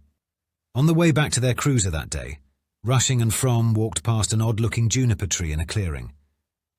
They stopped. Rushing pointed at the tree and said, "Jimmy, now don't that look awfully like the juniper in them nudie pics of Marie Griffin?" In September, newspapers across the United States picked up a strange story from Walport, Oregon, in which 30 or so locals disappeared after attending some sort of meeting at the Bayshore Inn. Clues trickled in. A woman received a postcard from her son that said, "I am leaving this earth and will not see you anymore." Police around Walport turned up flyers advertising the meeting. It read UFOs, why they are here, who they have come for, when they will leave. Not a discussion of UFO sightings or phenomena. 2 individuals say they are about to leave the human level and literally physically enter the next evolutionary level in a spacecraft, UFO, within months. The 2 will discuss how the transition from the human level to the next level is accomplished and when this may be done. This is not a religious or philosophical organization recruiting membership. However, the information has already prompted many individuals to devote their total energy to the transitional process. If you have ever entertained the idea that there may be a real physical level beyond the Earth's confines, you will want to attend this meeting. Witnesses from the Bayshore Inn gathering informed police that the meeting was conducted by a middle-aged couple who referred to themselves as the 2. They had hollow eyes and claimed to be ageless. They didn't want their picture taken because they claimed they were going to be assassinated and would rise in 3 days' time. Like Christ, they told the citizens gathered together in the Bayshore Inn that sometime in the next 10 years, people from Earth who are interested in graduating to another level, or life, would have to sell their worldly goods and discard their personal relationships. They were headed to a camp in Colorado to prepare for a departure in a UFO that would bring them to Jesus. They called their group HIM, Human Individual Metamorphosis. It sounded like a hoax, but responsible citizens were suddenly abandoning their jobs and children, signing over the deeds to their homes and giving away their possessions. A local man sold a 5-year fishing boat for $5. A hippie hawked his guitar. The Walport admitted they weren't sure what they were dealing with. Where had these people disappeared to? Were they dead? There were rumors of human sacrifice. Suspicion about links to the Manson family. A national panic ensued. The cult was covered in Newsweek. Editorial writers at papers all over the nation posited that this was the byproduct of the inner tumult the citizenry was feeling over pollution, distrust of the government, a floundering economy, rising crime. It read like science fiction. Man and woman, allegedly from outer space, luring troubled earthlings to the desert, to the mountains, to the forest, to meet the UFO, and be transported to another universe. For years, the 2 had been recruiting members across the country. In Spokane, Washington and the Bay Area, and Los Angeles and Ojai and Sedona, Arizona and Boise, Idaho and Longmont, Colorado and western Nebraska, the 2 instructed their followers fast. They recommended that, after surrendering all money and material objects, their followers relied on the kindness of church organizations for fuel and sustenance. Sex, drugs, alcohol were forbidden. A young woman from West Allis, Wisconsin, showed authorities a note from her boyfriend, a 22-year-old surveyor. "I've seen the light, and I'm going to follow it. There's so little time left. Police in Fox Lake, Illinois, linked the group to a string of cattle mutilations and murders plaguing Midwestern farmers. In early October, the two, followed by a caravan of 400 believers, arrived in Grand Junction and made camp in the Colorado National Monument, where they believed a spaceship would land and take them to the next dimension. Park rangers kept a close eye on them as they camped by a reservoir, where they attended meetings, meditated, and at night sat around campfires. The police took careful notice as the cult members ventured out into the community to gather groceries and provisions and hand out leaflets. Citizens of Grand Junction were curious about the visitors. The rumor mill churned and churned. There must be a connection between all of the murders in town and their suspicious new guests. All around now. You could feel the fear. After discovering that Ted Bundy was a suspect in a string of Washington state disappearances, Salt Lake lawmen kept him under around-the-clock surveillance. Detective Jerry Thompson jetted up to Seattle to interview Bundy's ex-girlfriend, the gal who'd alerted police to her beau's bizarre behavior to begin with. They discovered that he kept in his car a stash of objects for which he had no explanation. A set of crutches, a bag of plaster of Paris, a meat cleaver, surgical gloves, a lug wrench fastened to the trunk of his car for protection, a bag of women's clothing. Back in Utah, Bundy sold his Beetle to a teenage boy from Midvale. Police impounded the vehicle immediately. They tore it apart, in search of evidence, recovering an abnormal number of bobby pins, but little else that was immediately valuable. Then they vacuumed the seats, the floor, the trunk, later pulling hairs out of the filter. Long strands, short and curlies, bagging and shipping all of it to the FBI lab for analysis. At the Salt Lake police station, Bundy stood in a lineup and was instantly identified by Carol Duranche, the teen who escaped his clutches after he talked her into his car outside a shopping mall in the fall of 1974. That same afternoon, students from Bountiful identified Bundy as the man lurking around the high school gym. On the night 17-year-old Deborah Kent vanished after a school play, the police couldn't directly link Bundy with Kent's disappearance, since her body hadn't yet been found, so they charged him with kidnapping and attempted murder. Cops in Washington and Colorado were nonplussed by the arrest. They wanted Bundy put away for keeps. If convicted of the current charges, he'd face 1 to 15 years max. Salt Lake authorities just wanted him off the streets. Bond was set at $100,000. While Bundy, unable to come up with the money, sat in jail, the investigation continued. Bundy was suspected of at least 8 murders in Washington, 4 in Colorado. For in Utah at least, more than 30 lawmen from all over the West convened at the Aspen Holiday Inn to compare notes. They were desperate, confounded. Young women from small towns didn't just vanish en masse. Lieutenant Ron Smith from Grand Junction attended the meeting, hoping for a clue to his town's rash of disappearances and homicides. Could Bundy have been in town on the night of the murders in the Chateau apartments? What about the miracle Botham disappearances? Fresh evidence in the Colorado disappearances was revealed. Bundy's credit card receipts placed him in Aspen the day that Karen Campbell was grabbed from her ski resort. In Snowmass, when Julie Cunningham was taken. In nearby Golden, Colorado, on the day that a Netherland high school student named Melanie Suzanne Cooley was killed. On April 6, 1975. The day Denise Oliverson was last seen alive, Bundy filled his tank at the Grand Junction gas station, owned by Doug Rushing's uncle. Because the bodies were found outside city limits, the Mesa County Sheriff took over the Botham miracle investigation. Rushing, Fromm, and Montgomery stayed on, worked the case with the sheriff. They focused on men with histories of violence against women. They called law enforcement in Salt Lake to see if Ted Bundy might have been in Junction around the time of the disappearances. They checked for a connection to a young girl found murdered up the road in Dubec a year earlier. They grilled Norm Wilhelm and Truman Haley. Haley copped to stealing Linda Miracle's diary, burning it, throwing its charred remains into the Colorado River. After resigning from the sheriff's department, he sold a handful of guns, including a .22. Still, nobody aroused suspicions like Ken Botham. His alibi was flimsy. The authorities had proof he was in Ouray, 90 miles south of town, on August 22nd. He had plans to spend the next day taking photographs, but Botham couldn't prove his whereabouts after 10:30 p.m. He claimed that after arriving at around 8:30 p.m., he jogged into town in search of a dark room to change film in one of his cameras. Said he'd asked someone for directions. As the interrogations intensified, Botham placed an ad in the classifieds of the Ouray County Plain Dealer, pleading for the man he'd talked to at around midnight to step forward. His life depended on it. When Botham's Toyota Land Cruiser was searched, police turned up wire cutters that made tool markings coaxial cable binding Linda Miracle's wrists. They found shell casings from a .22 caliber pistol, and dried blood drops in his vehicle. An elderly woman named Cora Heiner came forward and said she was awake and standing at the window at 1 a.m. on August 23rd and saw a rig just like Botham's at the Miracle House and a man with Botham's long, slender build carrying something large. Wrapped in a blanket, a local doctor told police he treated Pat Botham 35 times between 1973 and 1975 and had on many occasions observed bruises on her body and face.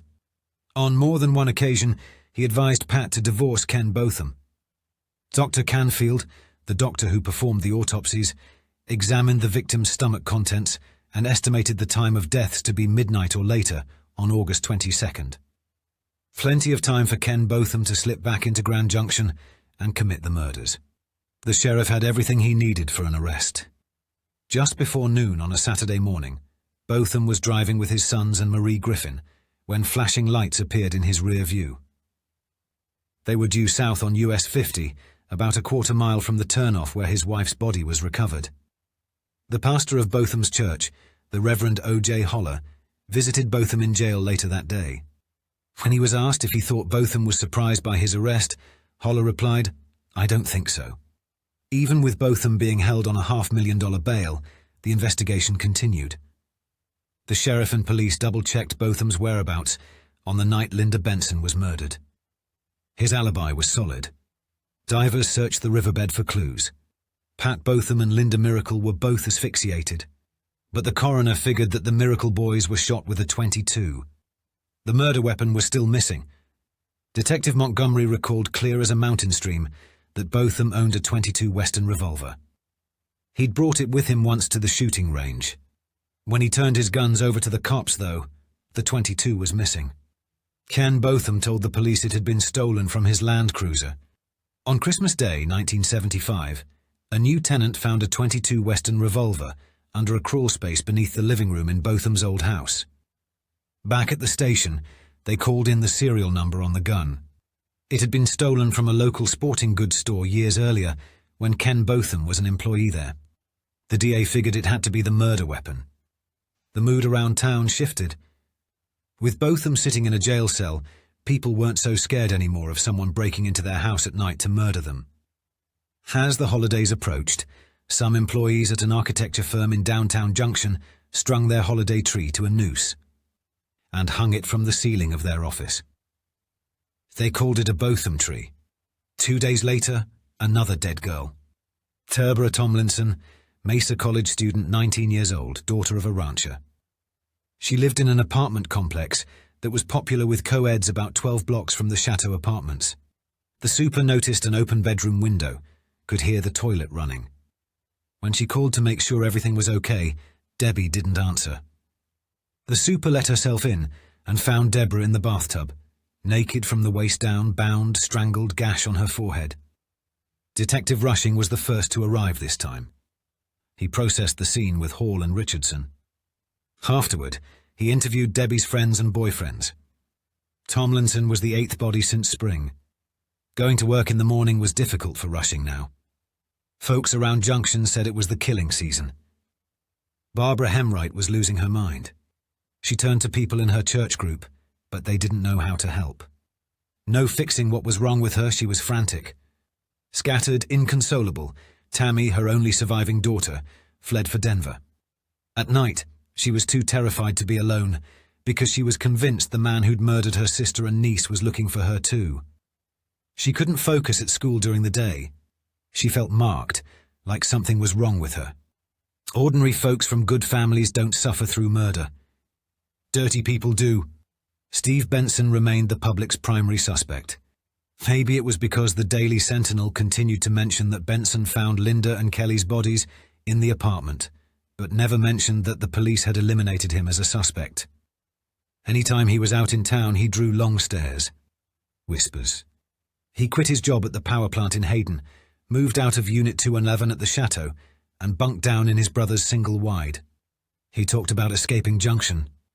Moving to Montana that fall, he asked Maureen Grant, Linda's closest friend from the Chateau apartments, to go to a Halloween party with him. Her life had fallen apart too.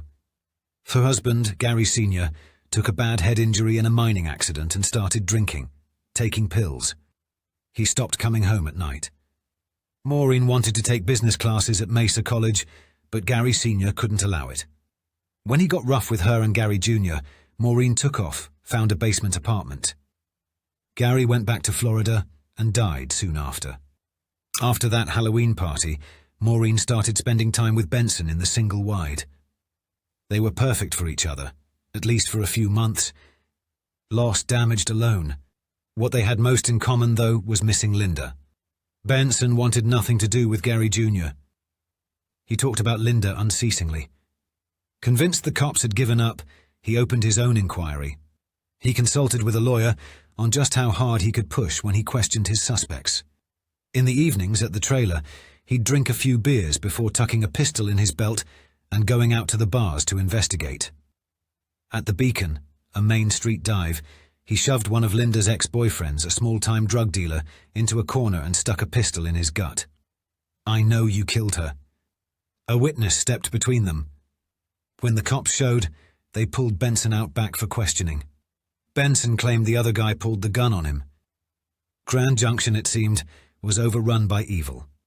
At a motel on Horizon Drive in Grand Junction, Detective Montgomery busted a drifter for using hot credit cards. When Montgomery went through the man's wallet, he found IDs for 2 young Oregon women who'd mysteriously disappeared weeks earlier. Out on the interstate, sheriff's deputies and state troopers arrested 3 men from the FBI's most wanted list. Police never caught Deborah Tomlinson's killer. They tried everything, even brought her friends to the station to be hypnotized and questioned about the day of the murder in the hopes of jarring loose buried details. Rushing had a hunch the killer was a cop who lived just upstairs from the murder scene. He could never prove it, though. In the new year, a task force was gathered. Sleuths from the Colorado Bureau of Investigation, the Mesa County Sheriff's Department, and the Grand Junction PD to investigate the Tomlinson and Benson murders and the Oliverson disappearance. After 4 months and no progress, they gave up. All 3 cases were labelled inactive, and hundreds of pages of reports were fitted into blue 3-ring binders. An evidence technician took all of the clues that Fromm, Hall and Richardson had collected in Unit 211. The bloody curtains, the rice checks box, the purple ashtray dappled in blood, the blood scrapings taken from the walls, the bureau around the kitchen sink, and Linda's chest, rolls of film negatives. Slides from the autopsy, and put them into 55-gallon trash bags, which were placed into boxes that were labelled and locked away in the northeast corner of the police station basement evidence room. People around town whispered that the chief of police, Ben Myers, was dirty. He was a suave guy in his 40s, came from Oregon, moved to Junction, and found himself a 19-year-old girlfriend, escorted her out to local bars, and flashed his badge to make sure she got served. He replaced the force's fleet of big, powerful Ford Fury patrol cars with Datsun sedans. The department's purchase made little sense at first. The patrolmen charged with driving the new Smokies feared their cars would end up on the losing end if they got hit head-on by a speeding locust. The deal made sense to Fromm when he spotted the chief's young lady friend driving a bright orange Datsun 280Z. All over town, there were rumors Chief Myers took cash for looking the other way on prostitution and drugs. When it became too much to ignore, the city council president, a former police chief, asked Fromm to investigate in secret. That's the way Fromm tells it, at least. He says he stole the key to the chief's file cabinet, slipped into the office late one weekend night, when he imagined Myers would be out with his buddies. But then Chief caught him snooping. The next day, the brass kept. From an interrogation for 4 hours. Worked him over good. Part 3. Perdition. Summer 1976. 1 year since the murders. Steve Goad, a race car enthusiast who lived in the Chateau apartments, saw Ted Bundy on TV and said, "Oh my God." That's my boy. He remembered so clearly seeing that face in the parking lot, out back on the night Linda and Kelley were murdered. The police brought the hypnotist in to work with Goad. It was around 2 a.m. He looked like he was nursing something that was hurt. Ribs, maybe. I looked him dead in the eyes. Cold, black eyes that I'll never forget. He was real close. I thought he was going to rumble. That was the summer one of Rushing's cop buddies endured a bad divorce and needed a place to stay. Rushing took him in. Made space in the little bungalow he and his wife and 2 kids shared, a few blocks from the Chateau apartments. Their guests stayed for weeks, and Rushing could feel the heat between his wife and his close friend intensifying, until one day he caught them in bed together. It was Rushing's second marriage, and it might have hurt more due to that particular fact. Rushing divorced his wife, but he forgave his friend in time. He'd inherited his mother's capacity for suffering and forgiveness. Chief Myers brought about his own demise. It was New Year's Eve, and he was out in the timbers enjoying a celebration with his girlfriend and a handful of off-duty cops. A state liquor inspector entered the bar and asked the young lady for some ID, part of a crackdown on underage drinking. Myers grew agitated. An argument ensued. He crowded the man, threatened, "I can get your job." By the time the Daily Sentinel ran with the story in mid-January, Myers had already resigned. Chief Myers never fired Fromm for snooping. Instead, Fromm was booted back to the patrol division. That's where he stayed, even after Myers was gone. He worked overnight, driving alone through a desolate stretch around Orchard Mesa. Late one summer night, he got bored and abandoned his patrol. Took off to the center of town and spotted a red Chevy pickup trolling an alleyway with its lights off. Fromm followed along a parallel street for blocks, and when the driver in the pickup sped off, Fromm trailed him out to a stretch where the town gave way to farmland. He switched on his red and blues and pulled the pickup over. Fromm called his location into dispatch and waited a few minutes for cover. But it never came, so he gripped his flashlight and approached the truck, all on his own. Driver was a dark-skinned fella, Mexican maybe, seated with his back to the driver's side window, so Fromm couldn't see what he was up to. "Door was allá." Fromm said, "Let me see them hands." And the man wheeled around. Fromm saw a screwdriver, the instant before it hit him, just above his eye. Tore right through his forehead. The man pushed his way out of the truck and ran across the road into a field. Fromm stood there, bleeding like a pig before taking off after him. Dead sprint. 30, 40, 50, 60 yards before tackling the assailant up around the shoulders. He must have knocked the air out of him because the man landed on his stomach and didn't fight. Fromm wiped the blood from his eyes, radio dispatch requesting help. With that nickel-plated 357 planted on the man's neck, Fromm got the cuffs on him and then sat there and waited for help. Those 2 men out in that field just breathing for a long time. Fromm called it in again and again, but got no answer. No one had his back. Half an hour later, a sheriff's deputy arrived from Palisade 15 miles away to assist. That's when Fromm knew it was time to quit the police force. Ken Botham's trial began in December of 1976.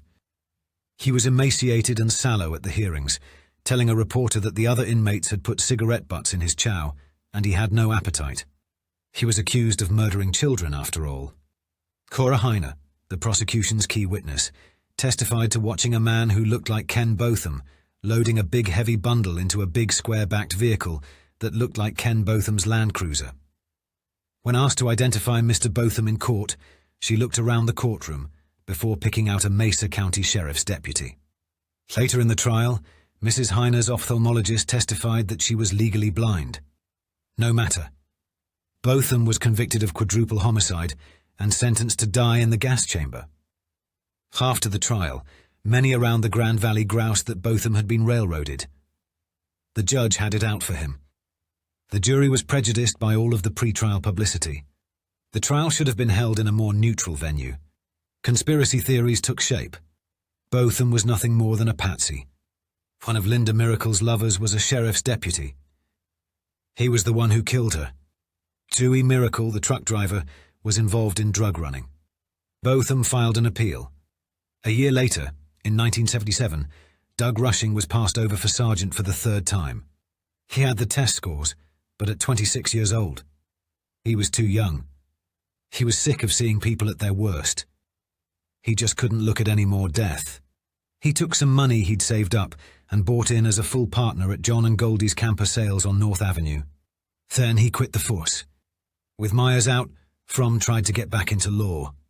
He took a shot at his dream job as a forensic accountant at the FBI. He scored well on the tests, but a federal hiring freeze ended his plans. He could have gone back to the GJPD. The break-in had been forgiven by then, but he opted to start his own accounting business.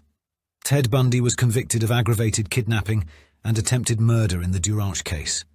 When authorities from Aspen appeared at the Utah prison to take him back to Colorado to face charges of murdering Karen Campbell, the young nurse whose mutilated corpse was found buried in a snowbank 11 miles from the Aspen hotel she was visiting with her fiancé in January of 1975. At the Pitkin County Jail, Bundy struck up an instant rapport with his captors. When he was transported to the courthouse, he was allowed to move about unrestricted by leg irons or shackles. A journalist in the courtroom made note in a story that he may be on trial for murder, but he was treated like a bank president who was in court for running a red light. He delayed proceedings, filing motion after motion. He wanted to represent himself. He was issued a telephone calling card, paid for by the taxpayers. He argued his way out of eating prison chow.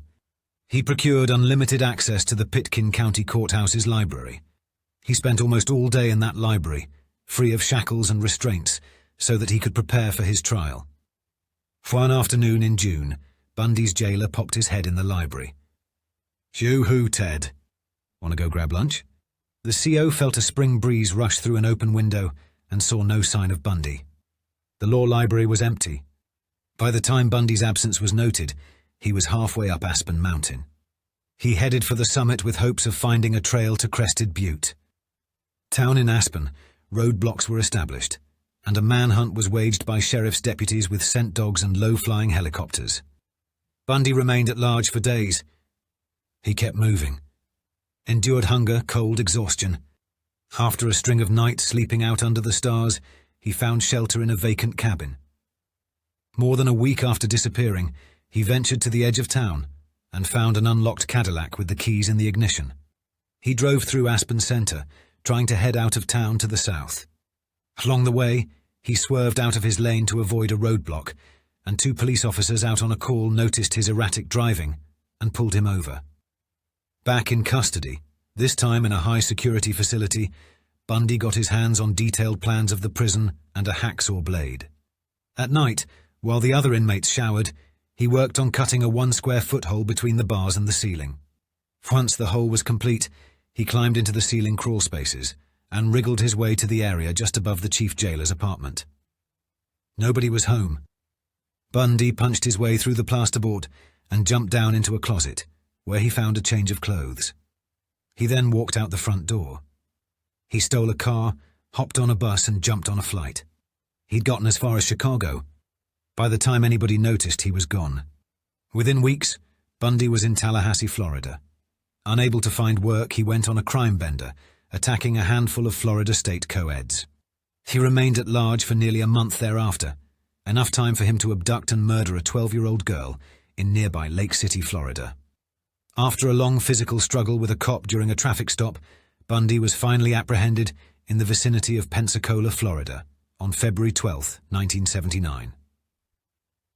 Once the cuffs were secured, Bundy told the arresting officer, "I wish you had killed me." Barbara Hemmerite waged a relentless search for the killers. She checked in with the police daily. When the investigation stalled, she wrote opinion pieces for the Grand Junction Daily Sentinel, calling the police back to action. She hired an ex-cop turned private investigator to dig. The PI was convinced that the killer was a woman. She consulted a group of women who claimed to be seers, but found no new leads.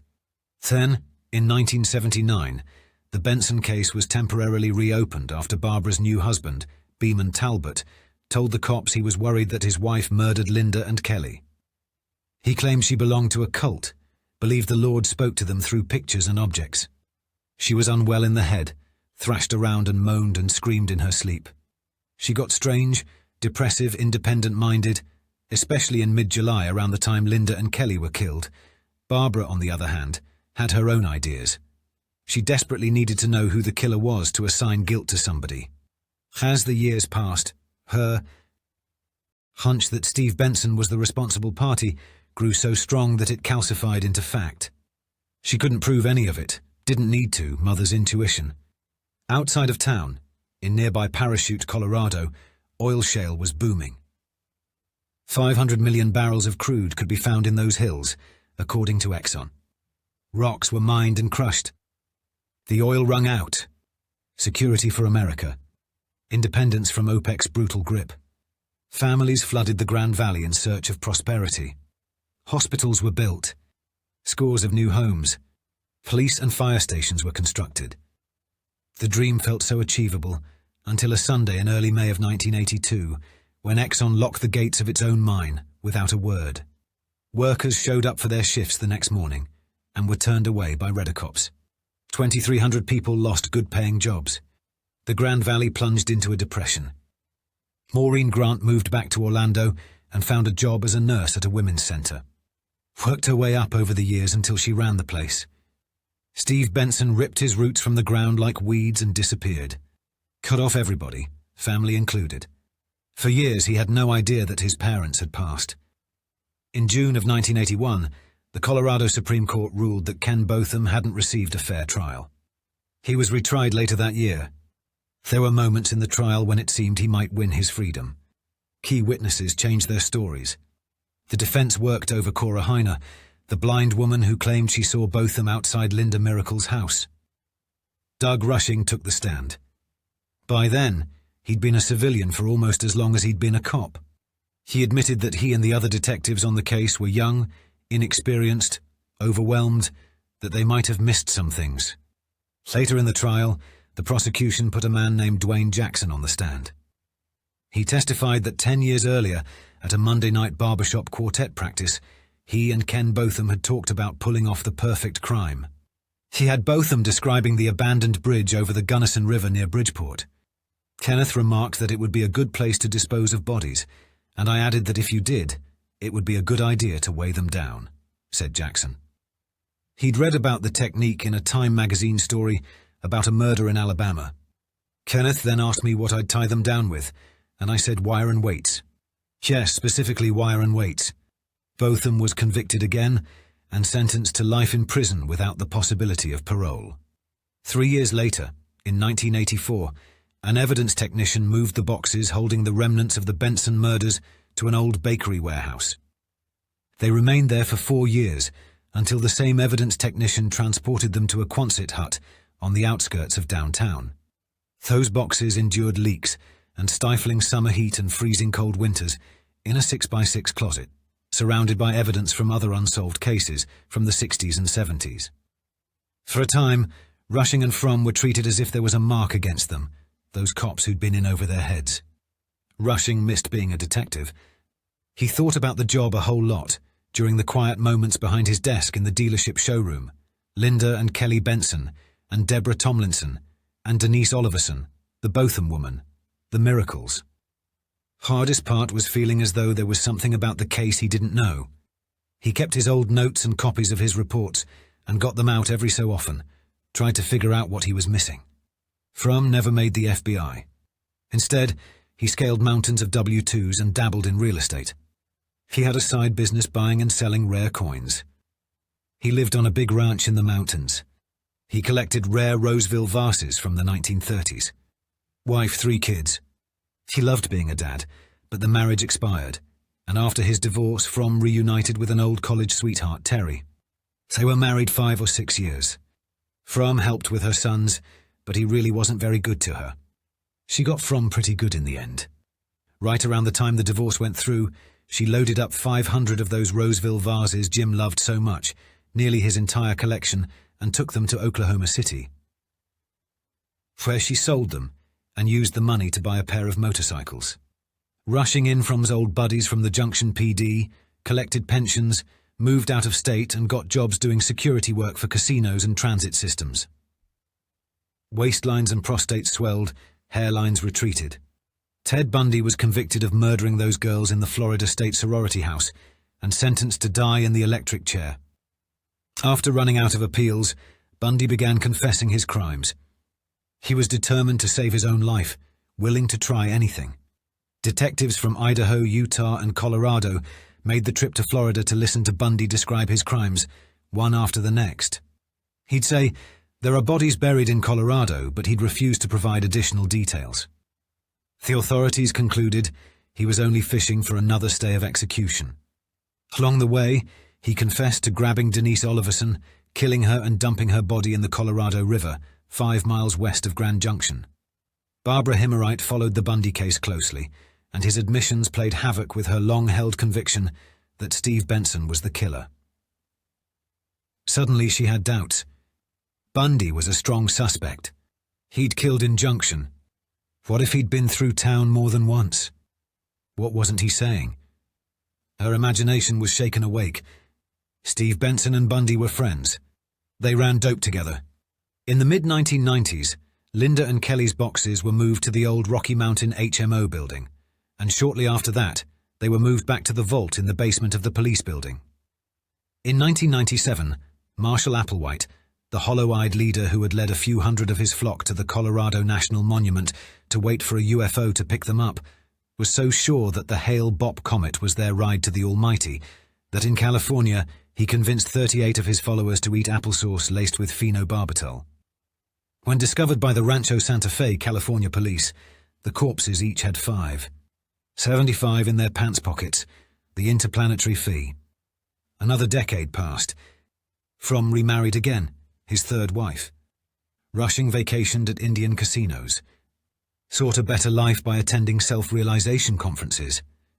At a Dale Carnegie retreat weekend, he identified the Benson investigation as the life event that impacted him more than any other. It had changed his view of humanity. He divorced his 3rd wife and met his 4th on a dating website. Florence Himmerite returned to North Plant, Nebraska. He quit drinking for good and made peace with his children. Ken Botham's sons, Thad and Thea, after spending countless hours visiting their father in prison, decided to take up his case and try to prove his innocence. They contended that Linda Miracle was an informant who knew too much about a drug ring involving cops and politicians. Their father was just a patsy. Lucas Benson, one of the kids Steve Benson had left behind, opened his own cigar shop in Grand Junction. Every time Doug Rushing went in there to buy cigars, he'd look at Lucas, his father's spitting image, and find himself thinking about Linda and Kelley. He was sure he'd be vexed by those homicides, right up until the death rattle. Part 4. Revival. 2007, 32 years since the murders. In 2007, the state of Colorado allocated funds to the Grand Junction Police Department to reopen unsolved homicides. 32 years had passed since Linda and Kelley were taken from this world. GJPD veteran Lieutenant Ron Smith, who directed the Benson and Botham investigations, was retired. But still living in the Redlands. He ran a small private detective business. When a commander with the PD called and asked if he had any recommendations for old cases to pursue with the new state money, Smith thought immediately of those gals at the chateau. They'd had so much good blood evidence, but nothing to do with it.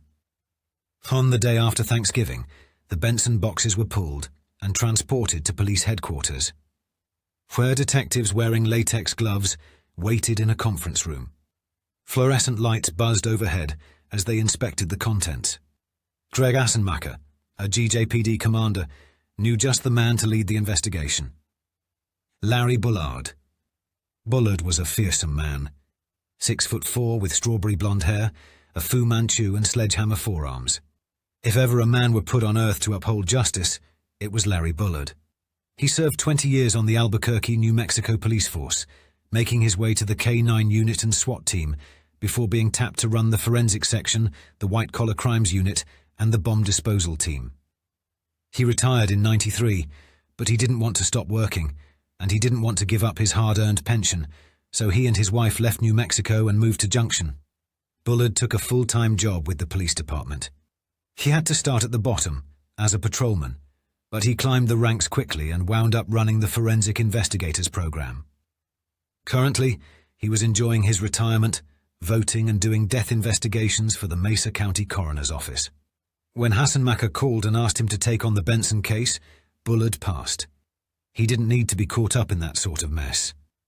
But soon snow covered the ground, everything froze over, and Hassenmacher called Bullard again. Boating season felt like it was years away. Bullard folded. "I'll do it, but as soon as the weather warms up, I'm out of here." First day on the job, Bullard went to PD to inspect the evidence. He took a close look at how well all the items had been packaged, labelled and preserved. There was a big plastic bag with a rice Chex box in it, blood on the box and cereal still inside. Seemed like it might still have some crunch to it. They picked a handful of blood samples to be sent to the CBI lab for DNA analysis. Afterward, as he walked out to his truck, he was doubtful he could make a case out of it. The files were disorganized. Loose photo negatives and prints here and there, the 8-inch piece of drywall with the bloody handprint, and the blood-stained drapes. Bullard was assigned a small team, 2 detectives, an investigator from the DA's office, an expert in evidence, and another who did crime analysis. Bullard got to work sorting the police reports into chronological order, reading over all of it as he went along, thousands of pages. He catalogued and indexed and collected notes. The team's investigations analyst diagrammed the links between the victims and key suspects, persons of interest, Linda and Steve's friends, family members, former lovers. One afternoon, Bullard pulled aside Bill Gaskell, the first uniform to arrive on the scene that July night in 1975, after a mid-January meeting of the Grand Valley ATV Club. Did he remember anything about that evening? Did he look at the bodies? How fresh did they appear? Had the blood coagulated? Did he notice the details of the apartment?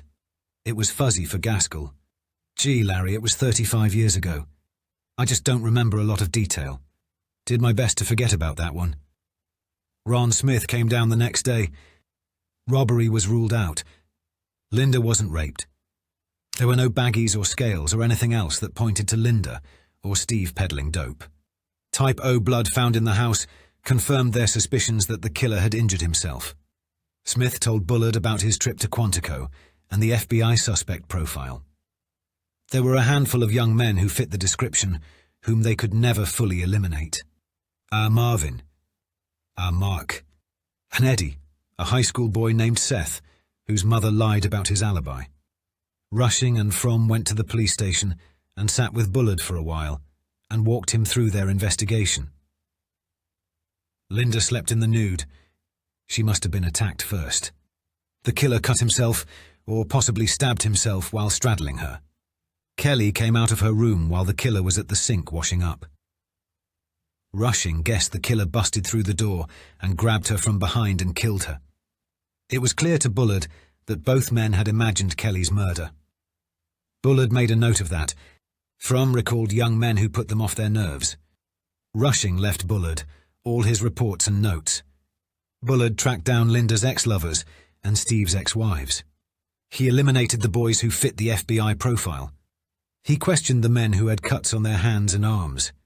He worked through a list of rapists and registered sex offenders living in Mesa County, who were born before 1960 and lived in Junction in 75.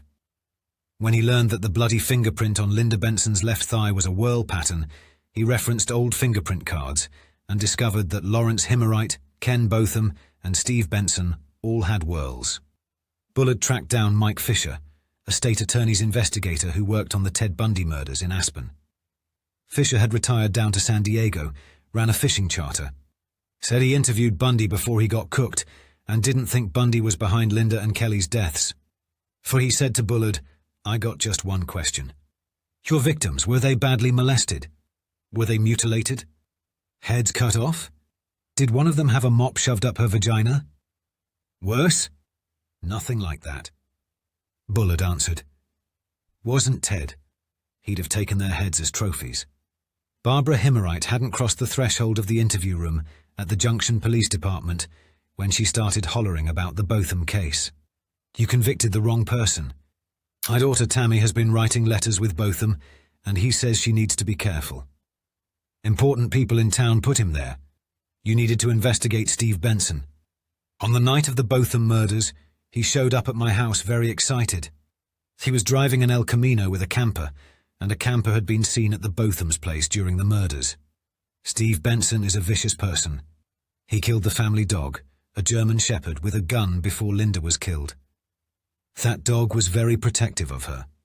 That story was familiar to Bullard. He had heard a far less menacing version of it, that Steve shot the dog, but only when the pangs of hip dysplasia became too much for the poor creature to bear. He was dealing drugs or guns, and Linda knew too much about what he was up to, Barbara went on. They were having problems, Linda and Steve. Steve's ex-wife lived across the street. Barbara was short, frail, but still somehow resembled the beauty queen of North Platte, Nebraska. She just knew Steve was the killer. Mother's intuition. Mark Himmerite, Barbara's son with Lawrence, was only 14 in 1975. He didn't remember much. He stayed drunk and stoned for the 10 years following the murders. My mother literally lost it after the death, he told Bullard. She's been married 7 times since then. She accused my father of the murders, but invites him over to dinner and asks him to rake leaves. Mark had to agree with his mother this time, though. He, too, believed Steve Benson did it. Steve and Linda once took Mark target shooting out in the desert. Linda started making good shots. She turned around with the gun, excited. Steve screamed at her. He just went off and he wouldn't let it go. Even after she said she was sorry, she went and sat in the car. Hand sobbed. Bullard heard all manner of stories about Steve Benson, but he never heard a word about Linda hiding black eyes or showing up at the emergency room with busted ribs. As far as Larry could tell, Steve and Linda were in love and doing the best they could. But where was Steve Benson? Bullard wondered. Why was he hiding? Bullard knew from the reports that Benson's alibi was backed up by 4 or 5 guys. But could a bunch of roughnecks be trusted? As Bullard soon discovered, Steve Benson was not easy to find. He didn't have a driver's license, hadn't filed taxes in years, but he did get popped for a DOI down in Albuquerque a few years back. The police report gave a Las Cruces, New Mexico address. Bullard called down to the PD there. After some asking around, they located an ex-wife named Kathy. She and Benson had a daughter. When the officer dispatched to the address told Kathy that Steve Benson's wife and daughter had been murdered a long time ago, and the investigation was being reopened, Kathy grew visibly distraught. She said Benson had told her about an ex-wife named Connie and 2 children, Brittany and Lucas. Never said a word about anyone being dead. Anyway, Kathy said, Steve never talked about his life in Grand Junction. Besides, she didn't know where he was. She hadn't seen him in 2 years. Last she heard, he was down around Silver City, or Membris. You'll never find him, Kathy said. He can survive for months out in the woods. Lawrence Himmerite thought the entire investigation was all bullshit. Then and now. He went down to the police station to tell Larry Bullard how it was. Early March. There were some irregularities with the investigation, Himariad explained. He wore a white button-down, green slacks, same haircut he had 35 years ago. The police work in 1975 was suspect. There were obscene phone calls being made to young ladies, and the police never put voice identifiers on the phone lines. Bullard tried to explain to Himmerite that voice identifiers didn't exist in 1975. Himmerite wasn't buying it, said the undersheriff had talked to him specifically about those capabilities, not that it mattered. Like his ex-wife, Lawrence Himmerite was sure that Steve Benson had to have been connected to the murders. He was running with some bad people, and his relationship with Linda was a 4-star mess. I look back now. I think I could have been a better influence on Steve. I could have helped. And what about you, Mr. Himmerite? Were you aware that you were a suspect? The police could never confirm your alibi. Himmerite didn't answer. You still haven't been eliminated as a suspect, Bullard went on. I still couldn't verify your alibi. He wanted Himmerite's DNA. No, Himawari told him. He had worries over chain of custody. And what if the cops planted evidence in 1975 with hopes that DNA would someday be discovered? You want to swab my cheek? I want a letter from a judge first. Spring and summer came and went. The DNA samples remained at the lab, untested. The backlog endless. Even as funds grew scarce, Bullard stayed on the case following every lead and tip. Like the cops before him, he had no answers. And so he waited. Barbara Hemmerite called the station nearly every day, hoping for updates. Then, on the afternoon of January 27, 2009, a year and 6 days after he'd agreed to take the case, the phone at Bullard's house rang. It was Greg Assenmacher, the Grand Junction police commander. "The lab at CBI just called," Assenmacher said. "We got a CODIS hit. The guy's name is Jerry Nemnich. His DNA is in the system." Jerry Nemnich? Bullard had Assenmacher. "Spell it out for him." Nemnich. Bullard stood before the slider in his kitchen, looking out into the cold sunlight. Didn't sound familiar. Nemnich. He plugged a thumb drive into his laptop and checked the index of names he'd assembled. Scroll down to N-nothing. He turned the name over in his brain. Mni. He let the sound come out of his mouth. Was the CH soft, or was it sharp M-niche, or Nimnik? Heart is a curse word. Nemnich. Like the sound a nickel makes when it's dropped into an empty jar. The next morning, Bullard met with Colorado Bureau of Investigations agent Cynthia Kramer. Kramer told Bullard that there was a 1 in 1 quintillion chance that the blood belonged to somebody other than this Jerry Nemnich. His skin was under Linda's fingernails too. Agent Kramer also found DNA from a second male, a drop of blood taken from the rim of the kitchen sink. The second sample wasn't a match for Lawrence Hemmerite or Steve Benson. There was no telling where it came from, or if the blood was even connected to the homicides. Bullard called up Nimnich's rap sheet. He found an arrest in late August of 1960 for rape, assault and car theft in North Platte, Nebraska. North Platte was where Barbara Hemmerite was from, Bullard remembered. Nemnich was just 15 years old the first time he got put away. He stayed 14 months in a Lincoln, Nebraska reformatory. The day he was released, police from Boulder County picked him up and brought him back to Colorado on rape charges. Nemnich negotiated a plea agreement and served as a guest of the state until 1963. He was 19 when he was released. 6 months later, he was picked up again, this time in Grand Junction, for passing bad checks. He served 4 years. In May of 1968, Nemnich was arrested just hours after entering a home in Pueblo through an unlocked front door and sexually assaulting a woman. He threatened her with a cleaver. Witnesses spotted him casing the neighborhood before the attack. He was just about to turn 30 when he was released in 1973. Once free, Nemnich landed in Denver. He got caught trying to shoplift a carton of cigarettes in 1975, but otherwise managed to avoid serious trouble until 1978, when he kidnapped a woman at gunpoint, forced her into a vacant apartment, and raped her. The Department of Corrections, DOC, sent over booking photos. In 1968, Nemnich had been bookish and prim, with thick black-framed glasses and a hairline in prompt retreat. In the photos from 75 and 78, he had long, shaggy hair, a thick beard and dark-tinted prescription glasses. His facial features were hardly visible behind the hair and the spectacles, but there was no hiding the menace. While serving his sentence for the 1978 kidnapping and rape, Nemnich submitted to a blood test. That blood was analyzed, and Nemnich's genetic fingerprint was logged into CODIS, the growing combined DNA indexing system. He likely forgot about that sample the minute after the needle had been taken from his arm. The next day, Bullard and the brass from the PD met with the Assistant District Attorney Rich Tuttle. Tuttle, an athletic man in his 40s, advised them that the DNA evidence and Nemnich's criminal record were good investigative leads, but not enough to make an arrest. They still lacked key evidence, like witnesses or a murder weapon bearing a clean set of prints. Tuttle told them they needed to build a profile.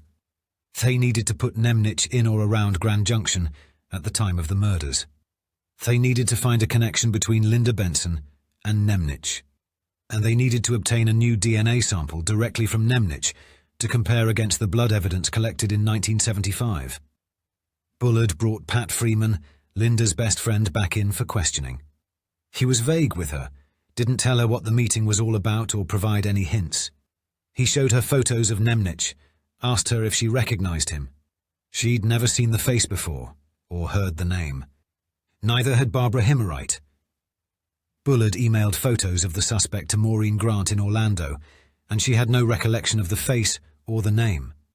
Didn't ring familiar with Detectives Richardson or Rushing either. Bullard called Jim Fromm next. "You got a hit, don't you?" Fromm was so excited he dropped the damn phone. By March, Bullard was ready to hand the investigation back to the Junction police. Commander Asenmacher assigned Detective Sean Crocker to the case. A stout, middle-aged man with dark hair that he wore cropped clothes. Crocker had lived in Junction nearly all his life, knew the people as well as the town's history. He served time in the Army and then the Colorado State Police before coming home to Grand Junction. Crocker partnered with Brooks Bennett, an agent for the Colorado Bureau of Investigation. Bennett was the soft-speaking, big-stick-carrying type. He'd been in law his entire adult life. Crocker and Bennett turned a conference room in the CBI building into a war room for their investigation. Covered corkboards with crime scene photos and mugshots, and a link chart tracking Nemnich's known associates. Friends, girlfriends, family members, victims. They got the names by looking at arrest records. Who was he with? And doc visitors' logs. Who visited him while he was in prison? Who were his cellmates? They decided to circle Nemnich, talking to as many people as possible without tipping off the suspect, before making an arrest. They didn't want Nemnich catching word and disappearing. After they had him in custody, that's when they'd approach the people they estimated were closest with him. Bennett and Crocker found Nemnich's earliest victims. Ms. H was still in Nebraska.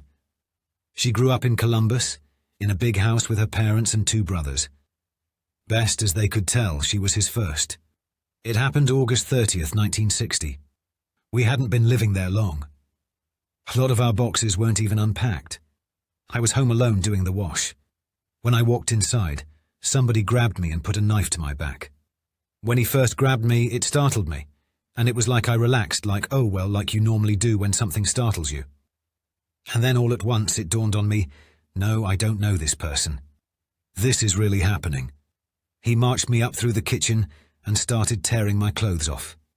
He asked me if I had any children in the house, and I said, no, I'm only 15. He gouged me in the breast with his knife. I still have the scar. He made me run a bath and tried to crawl in with me, but he was quite a big man and didn't fit in there. He brought me into my parents' room. I didn't fight back because I just wanted him to leave. He did what he did. I called my aunt after he was gone. She took me to the doctor and they examined me. Later that day, a police officer came to the house to talk to me and ask questions. My parents were home by then. I recall my dad saying, well, I wish you wouldn't have had them short shorts on. A postal inspector confirmed Nemnich received mail at 219 Terry Street in Longmont, Colorado, just outside Denver. Bennett had some CBI agents observe the house, a shabby shotgun building with a view of a post office's rear loading area. They watched Nemnich and his wife, Paula, for days at a time, following them all over Longmont, photographed them during grocery trips to Costco, and in the parking lot of a pet store where they purchased a dog bed. Even at 64, Nemnich was imposing, 6 feet even, and over 200 pounds. His features were sharp and just slightly crooked. His little remaining hair had gone white, and he wore a tight beard and wire-rimmed glasses. He worked as a long-haul truck driver. Bennett and Crocker ran a search for other unsolved rapes and stabbing murders in the Southwest, Plain States, California, and Texas. When Nemnich left on a job, CBI agents remained focused on the house in Longmont, even followed Nemnich's wife to a truck stop, and watched as the couple sat in a booth for a quiet meal. When they finished, Jerry got in his truck and continued on, and Paula drove home. Crocker and Bennett also worked to link Nemnich to Linda Benson. The first wave of interviews yielded little. A bunch of people who barely knew Nemnich at all. The best lead came from a woman who'd managed a staffing service. She told them that Lawrence Himmerite frequently contracted temps for his seal coating business and was always asking for down-and-out types. Himmerite liked to give these men a Christ pep talk before he put them to work. Bennett and Crocker decided to wait until after an arrest was made to ask Himmerite if he knew Nemnich. Never can be sure if the men knew each other and kept in touch. It was early April when Crocker and Bennett drove through a snowstorm to Longmont, armed with a warrant for Nemnich's arrest. They parked the car out front, just out of sight, and had a local uniform knock on the door. "Morning, ma'am," the cop said. There's been some criminal activity in the neighborhood, and we're just going door to door trying to talk with everybody. You seen anything suspicious? Noticed anybody lurking? I haven't. Is your husband around, ma'am? He's not, Mrs. Nemnich responded. Ain't seen him in a few days now. Would you mind giving us his cell phone number? We'd like to try to touch base with him. Mrs. Nemnich didn't hesitate. Back in the car, Bennett and Crocker took a moment to reassess. Bennett used the arrest warrant to have a GPS trace placed on Nemnich's phone. They hustled over to the Longmont police station, Nemnich House, and watched on the computer as Nemnich's geolocation dot crept further south toward Las Vegas. Bennett and Crocker didn't know how long he'd be gone, or if he'd caught on to the investigation and was making a run for it. Crocker and Bennett plotted through that snowstorm, just about the worst you ever seen, to Commerce City outside of Denver, to Nemnich's employer, Westco Trucking. They had a closed-door meeting with the owner. No way. Can't be him. Not Jerry. He's one of the best we got. Efficient. On time. Responsible. Westco had no choice but to cooperate. They pulled Nemnich's log. He'd just returned from a run, slept in his cab for 10 hours in Commerce City, hitched on a new can, turned around and got back on the road. Crocker was convinced they'd passed him going in the other direction on I-70 earlier in the day. Fella at Westco said that Nemnich was headed straight through to Los Angeles, then down to New Mexico, and straight back up into Colorado. Crocker insisted they needed Nemnich back, sooner than that, but he didn't want to arouse suspicion. A Westco dispatcher got Nemnich on the horn and told him to drop his load in Los Angeles and then make for Vegas, where there was a load of refrigerators that needed to be picked up. Part 5. Capture. April 8, 2009. 33 years, 8 months, 15 days since the murders.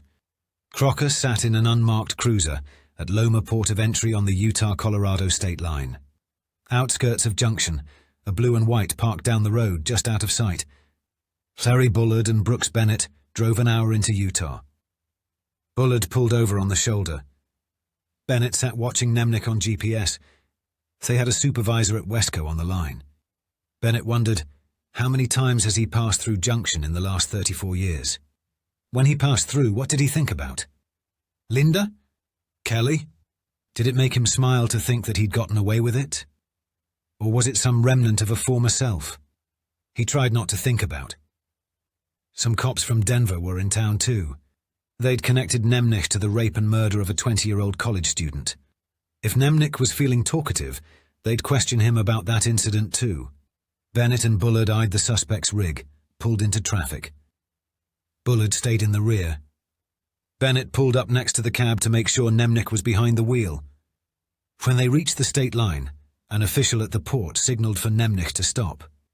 There was a sign that said, "Please pull to the right." So he pulled to the right and just sat there by some concrete barriers and a flatbed in the port piled high with lumber.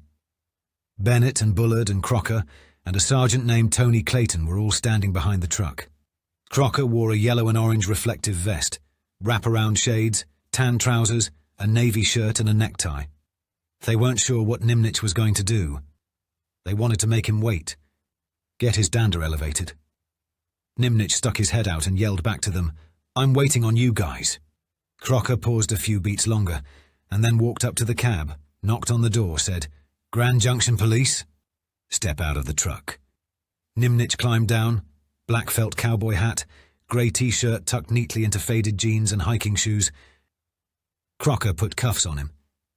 "Jerry Nemnich, turn around and put your hands behind your back.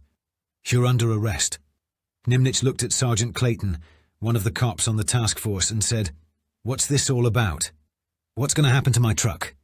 Crocker brought the suspect back to headquarters and showed him to an interview room.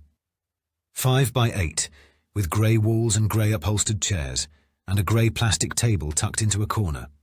The carpeting was an abstract plaid of grey and green.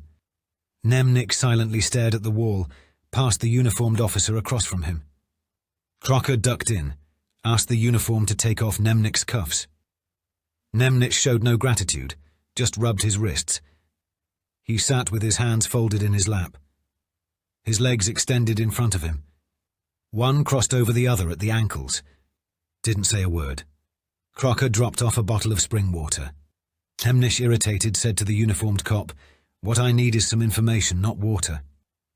The uniformed said, "I can't help you," then up and left. Nemnich breathed audibly through his nose. The room was wired for sound, and there was a closed circuit feed. Crocker and Clayton and the detectives from Denver stood out in the hallway just watching. Body language, demeanor. Sergeant Clayton walked into the room and grabbed Nemnich's hat. Said, "Maybe you'll get this back later." Crocker walked in next, introduced himself with a handshake, courteous and professional, like he wasn't fixing to lock Nemnich away in a different 5x8 room until the day he stopped breathing. Clayton said, "When we scooped you up earlier, you asked what this is about. You're under arrest for the murders of Linda and Kelley Benson." Nemnich sat up in his seat, looked left then right like he was about to cross traffic. "What?" he exclaimed.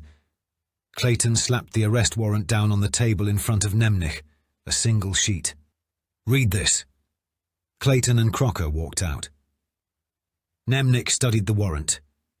He threw up his hands in shock and outrage. Hissed at the top of his lungs. "What the fuck? This is bull." Shoved the paper away, then pulled it back toward him and read it again. "Who?" He took a long swig of water, crossed his arms before him and leaned back. A few minutes later, Clayton and Crocker re-entered the room. "You seem confused about this, Jerry." "Very. Let's talk about it. I'll fill you in. Maybe you can shed some light on things, and I can tell you where you're at. But you are under arrest." Clayton read Nemnich his rights off the sheet. "Do you want to make a statement?" "I do not," Nemnich said dismissively. "Cuff me. Book me. Get me a phone call. I can't afford a lawyer. You need to get one for me. If you've seen my record, then you know this isn't my first rodeo. Nothing you throw at me is going to surprise me. I have nothing more to say." Crocker and Clayton left him alone again. Nemnich sat and thought, pressed his first and middle fingers into his forehead, took a long drink, planted his elbows on his knees, and cradled his forehead in his hands, covered his mouth and whispered to himself, slapped his bald pate in the back of his head. What is going on?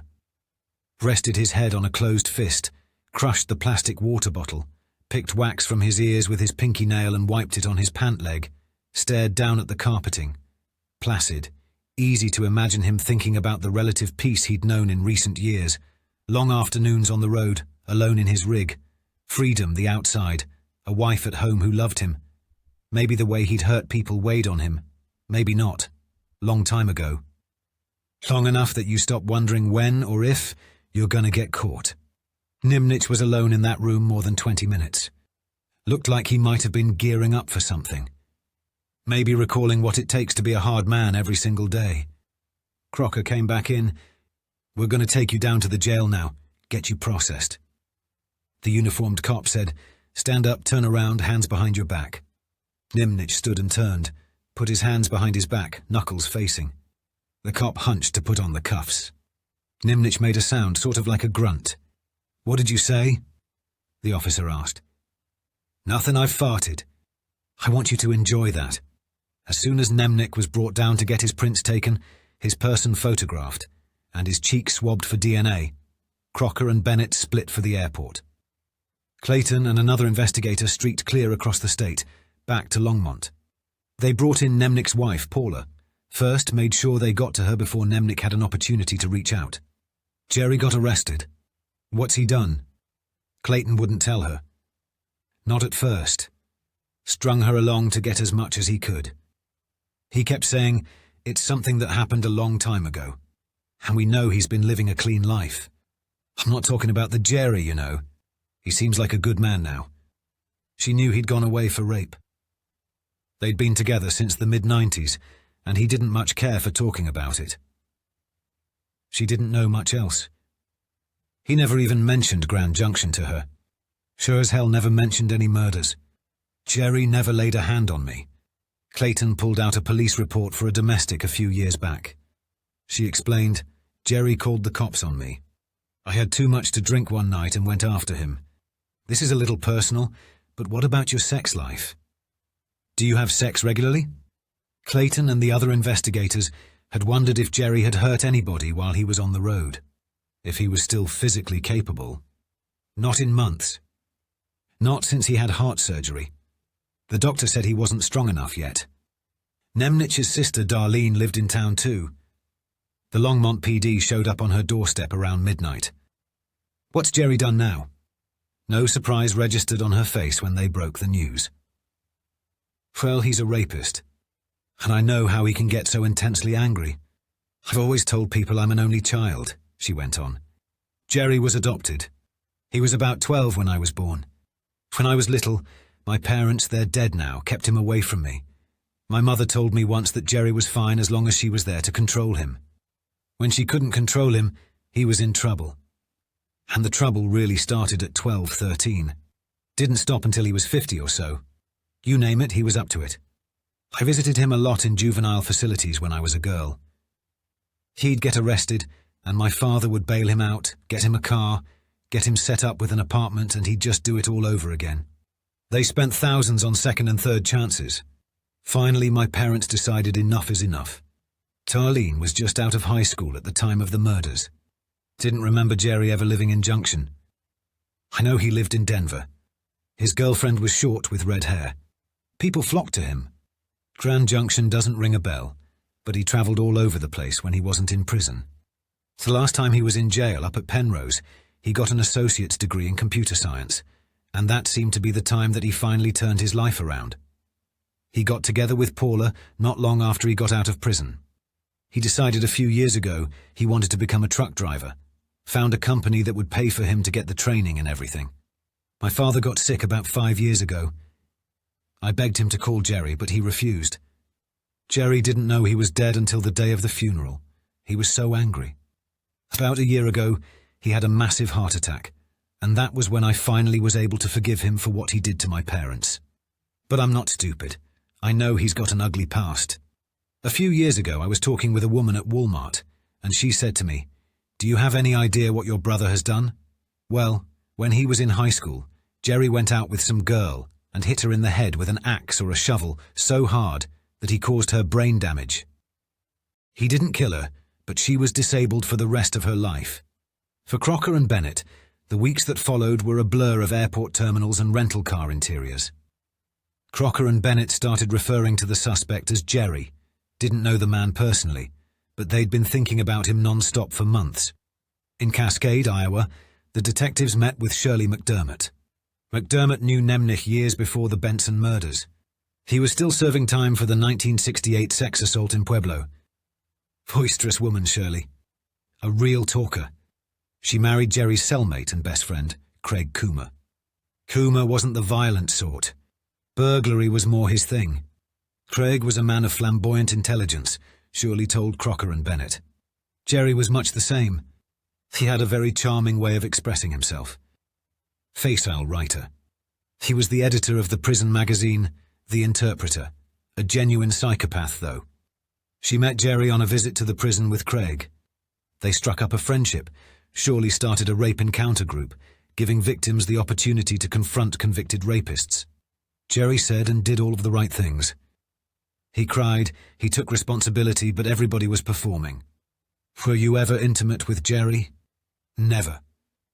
There was flirting, nothing unusual. He wrote to me a lot when he was in prison. What did you talk about? What did he write to you about? Relationship stuff? Sex advice? I tried to help him understand that women want to be regarded as a whole person. What about when he got out? Did you and Craig continue your friendship with Jerry? We thought Jerry was a really bright guy, but both of us were concerned that Jerry might have lost the ability to function in society. You know, hold it together, pay the rent. Then there was a gruesome rape and murder in Denver, not long after he was released. That was around 73. Craig was certain Jerry was responsible. That broke my heart. Rodney Wolford did 5 to 10 for conspiracy to possess marijuana. I met Jerry my first day in. We were in the fish tank together. Orientation. Crocker and Bennett sat around a table in the kitchen of the Wolfords' Washington D. See home? His cell was 2 down from mine. We spent a lot of time together. We played guitar. He taught me about tonality and chord progression. We did a lot of painting together. We both taught algebra in the prison school. We studied psychology. Woolford was released in 1971 and enrolled in the University of Colorado. He and a woman named Marilyn were partners on the debate team. They fell in love, moved into a big house, and their friends came and went freely. Rodney had a job at Scotty's Pizza, working for Craig Coomer. After Jerry got out, he'd hang out at Scotty's. Marilyn interjected, he was a sociopath. One night they were playing music pretty late. I went to bed at 1 in the morning. At around 3 a.m., Rod came up and said Jerry wants to crash at our house. I said, no way is Jerry going to be in my house while I'm sleeping. Crocker asked, what about Jerry had given her that feeling? I knew what he'd done. And later, there was an incident. Rod and Craig and Jerry and I were sitting at a table in Scotty's. Craig and Rod got up to go to the bathroom. Jerry, being a writer and posing as an intellectual, would take on different personas. He looked across the table and said, have you ever thought what it would feel like to rape somebody? How fun it would be. Even years later, Marilyn still couldn't believe that question. I looked right back at him and said, Jerry, you and I don't have a relationship. You have a relationship with Rod and Craig. I have a relationship with them too. But I do not have a relationship with you. He was shocked. He thought I was going to have a different reaction. But I wasn't going to let him freak me out. In Kennebunk, Maine, Crocker and Bennett met Phoebe Levitt. She worked the counter at Scotty's Pizza. She met Jerry one day when he was playing chess with Craig Coomer in a booth by the cash register. They became fast friends. Jerry was all right with Craig, so Phoebe felt safe enough around him. He was still living in the halfway house. He'd come to my place a couple of times a week and stay for hours. He liked the quiet. Are you sure he did what you're saying he did? Is there any way he didn't do it? Did you have a romantic relationship with Jerry? Crocker asked. We were sitting on my stoop once. We kissed. He asked me if I wanted to go inside, and I said, no, I don't want to go any farther than this. I said a line, and I wondered if he'd try to step over it, but he went on his way. At the time, I was very depressed. I left Denver and moved back to Norwich, Connecticut, where I'd grown up. I wrote him a note about how sad I was and wishing I was back in Colorado. I'd been drinking when I wrote the letter. He phoned a week and a half later to say he was coming for a visit. Craig phoned that same morning to say Jerry had taken his car and he'd had to report it stolen. I said, Craig, what if Jerry, my father and I have all finished a nice steak dinner? There's a knock on the door and it's the police. Craig said, I don't know, but I wouldn't want to be there. Like Jerry was going to go into some sort of rage and kill all of us. Craig said, get out of your house right now and go call the police. It didn't take any time at all for things to speed up. There were cops all over the place. Jerry was just trying to help. He got arrested outside my house. After he'd been extradited back to Colorado, Shirley sent me a note telling me Craig dropped the charges, but that I shouldn't write to him anymore, because it wasn't making life better for anybody. Jerry had been fantasizing about me. Sandy Higgins, Nemnich's old flame, lived in a beat-up grey Craftsman with brown trim in Watseka, Illinois, about 15 miles from the Indiana border. Her driveway was overgrown with weeds. Bennett and Crocker could hear trains passing in the near distance. Crocker knocked on the door. Nobody answered. So they knocked on the window, looked to see if anyone was inside. A woman came to the window, and they told her they wanted to talk about something that happened on the western slope in 1975. They could smell the cat piss from outside the window. Bennett guesstimated she had 30 felines in there. Last I saw Jerry, he was in prison for sex assault. Visited him a few times but lost interest. They sat out on the steps. Her voice was tar-stained. Her skin etched deep. I moved out to Denver in 1974. My marriage broke up, so I took the train west and moved in with a girlfriend who waitressed at a cocktail bar. Joy Henry was her name. That's where Jerry and me met. We hit it off. Moved in together pretty quick. I knew about the rapes. It wasn't something he liked talking about, so I didn't press. He never hurt me, never scared me. And other than being broke all the time, we were happy. We moved out to Grand Junction that spring. He got a job working at one of them printing places where they did copying, logo design. At first we lived in a motel. I got a job working the swing shift at a service station, 2:30 to 10. We used to walk to work. We were a typical couple.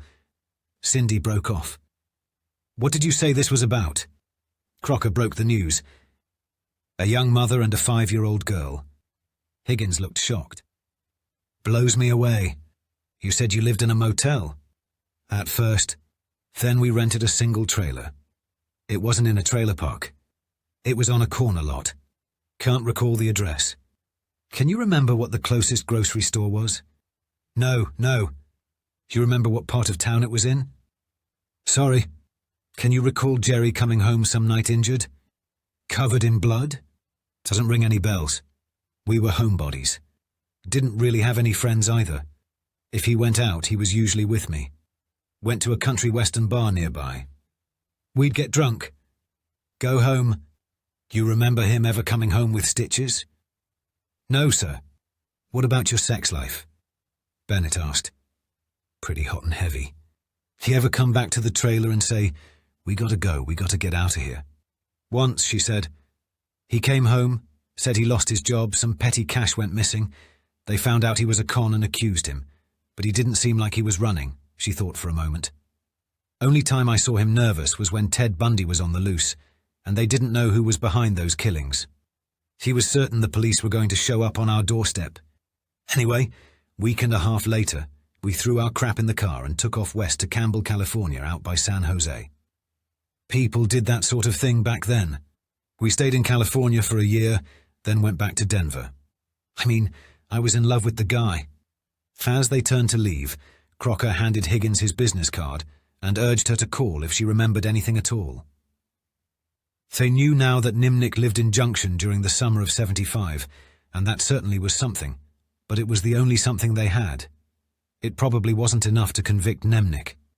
It didn't satisfy Crocker or Bennett either. They needed to know too. Higgins, they figured, was their best hope. Crocker didn't think he'd hear from her ever again. Wasn't so much that she was protecting Jerry, more like her memory was fried from years of hard living. Next morning, Joy Henry told them Jerry didn't quite fit in. The rest of us were hippies, and he had short hair and wore a car coat. His shoes were blocky, round-toed things. He had an out-of-style haircut. Was there anything about Jerry that concerned you? Besides the clothes and the hair, anything that struck you as just not quite right? Henry broke eye contact with Bennett, looked down at her feet. I don't want to talk about it. Bennett leaned into her. Joy, this is important now. We're talking about the brutal murder of an innocent young woman and a 5-year-old girl. When Sandy and Jerry were living in Grand Junction, they came to visit us on a few different occasions. 2 or 3 times, my boyfriend George and me lived in a duplex apartment next to ours was vacant. We'd hang around there, drank a few beers, smoked a little grass. When it was time to go to bed, Sandy and Jerry would climb through a window into the duplex next door to have sex. And the screams she made were just scary, like he was killing her, like bloody murder. From Joy Henry's house, Crocker and Bennett sped to the airport. Bought tickets to Providence, Rhode Island, where Joy's ex, George Conroy, resided. They were in the terminal when Crocker's cell phone rang. Sandy Higgins. After you left, I started thinking about what we talked about. Jerry coming home injured. And I do remember a night. A very distinct memory of one night, actually. Jerry came home with a cut on his hand. Pants all covered in blood. They were bright sherbet yellow. I really liked him. I remember saying to him, well, those are ruined. He said he was at a bar when a drunk Indian came at him with a knife, and he grabbed the knife blade and got cut on the hand. George Conroy lived in a little town called Warwick, about half an hour south of Providence. He had strong recollections of a weekend with Jerry Nemnich and Sandy. Late July 1975, Joy got a call from Sandy. They were coming to Denver for a few days and needed to crash. They showed up that evening. I felt threatened by him. He was scary. Just his general demeanor and attitude. Right away, we didn't like each other. I remember thinking to myself, he would whoop me. On the evening of Jerry and Sandy's arrival, Conroy recalled them crawling through that window into the vacant duplex. George and Joy lay in bed listening to them. It was funny at first, the sounds they made, but after a while George wondered if they shouldn't check on Sandy. Jerry struck me as a man that was just out of prison, he said. The next morning, Conroy went to work before Jerry and Sandy were awake. He had a job behind the register at Paul's Liquors. Nemnich showed up that afternoon, grabbed a six-pack and cigarettes. He wrote a check for $25 and asked Conroy for change from the drawer. Cashing checks like that wasn't an accepted practice at Paul's. Too risky. George took the check, signed it to signify that he personally knew Jerry, and gave him the cash. Jerry returned the next day. Another sixer, more smokes, another $25 check for cash. Jerry and Sandy took off that afternoon. A few weeks later, Conroy learned that Jerry's checks had bounced. The liquor store docked $50 from his paycheck. When you called the other day and said you wanted to talk about Jerry Nemnich, Conroy said, it got me to thinking about those checks. He slid an envelope across the table to Bennett, kept those, thinking, that asshole, if I ever see him again, I'm going to get my $50. All those years I had him stashed in an old suitcase full of letters from my father. Bennett opened the envelope and found 2 personal checks. In the upper right-hand corner of both checks, Nemnich had crossed out his old address, 1430 North Avenue, and written in an elegant script, Jerry and Sandy Nemnich. 2850 Texas Avenue, Grand Junction, Colorado, 81501. Crocker did the math in his head. 2850 Texas Avenue was a little more than a mile away from the Chateau apartments. Nemnich could have made it home from the crime scene in 4 minutes flat. Maybe less. The white trailer that Jerry and Sandy lived in still sits on the lot, except for the satellite dish on top and the rose bushes in the front. It looks exactly as it did in 1975. White tin, brown trim, a cop named Wilcox lived just across the street from there back then. Though Nemnich refused to talk, a picture of the man, albeit rough and discoloured by failing memories, was beginning to emerge. After the murders, Jerry and Sandy had lived in California for a year before returning to Denver in late '76. By then, Jerry had a full beard and hair down to his shoulders. In Germantown, Maryland, Bennett and Crocker visited with Lisa Collar. She had gotten a job as a receptionist in the same downtown Denver office building where Nemnich worked as a graphic designer. She made his acquaintance on her first day in the building, and they became close friends. It started with chit-chat throughout the day, then lunch, drinks after work, dinner. They went to the movies, the park on weekends.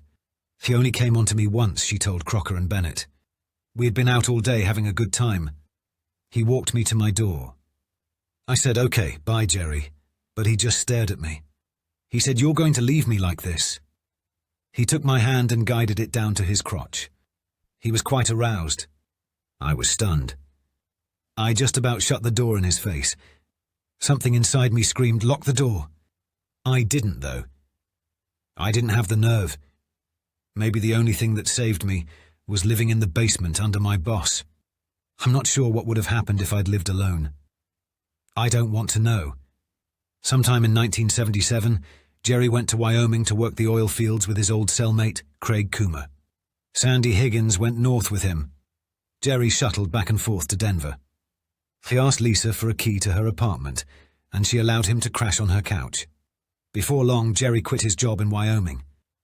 He dumped Higgins, told her she was too emotionally needy and he couldn't handle it. He left her in Wyoming without any money, or a ride back to Colorado. Jerry and Lisa found a little house together and moved in as roommates. One afternoon, Jerry came back to the house, said Lisa Kohler.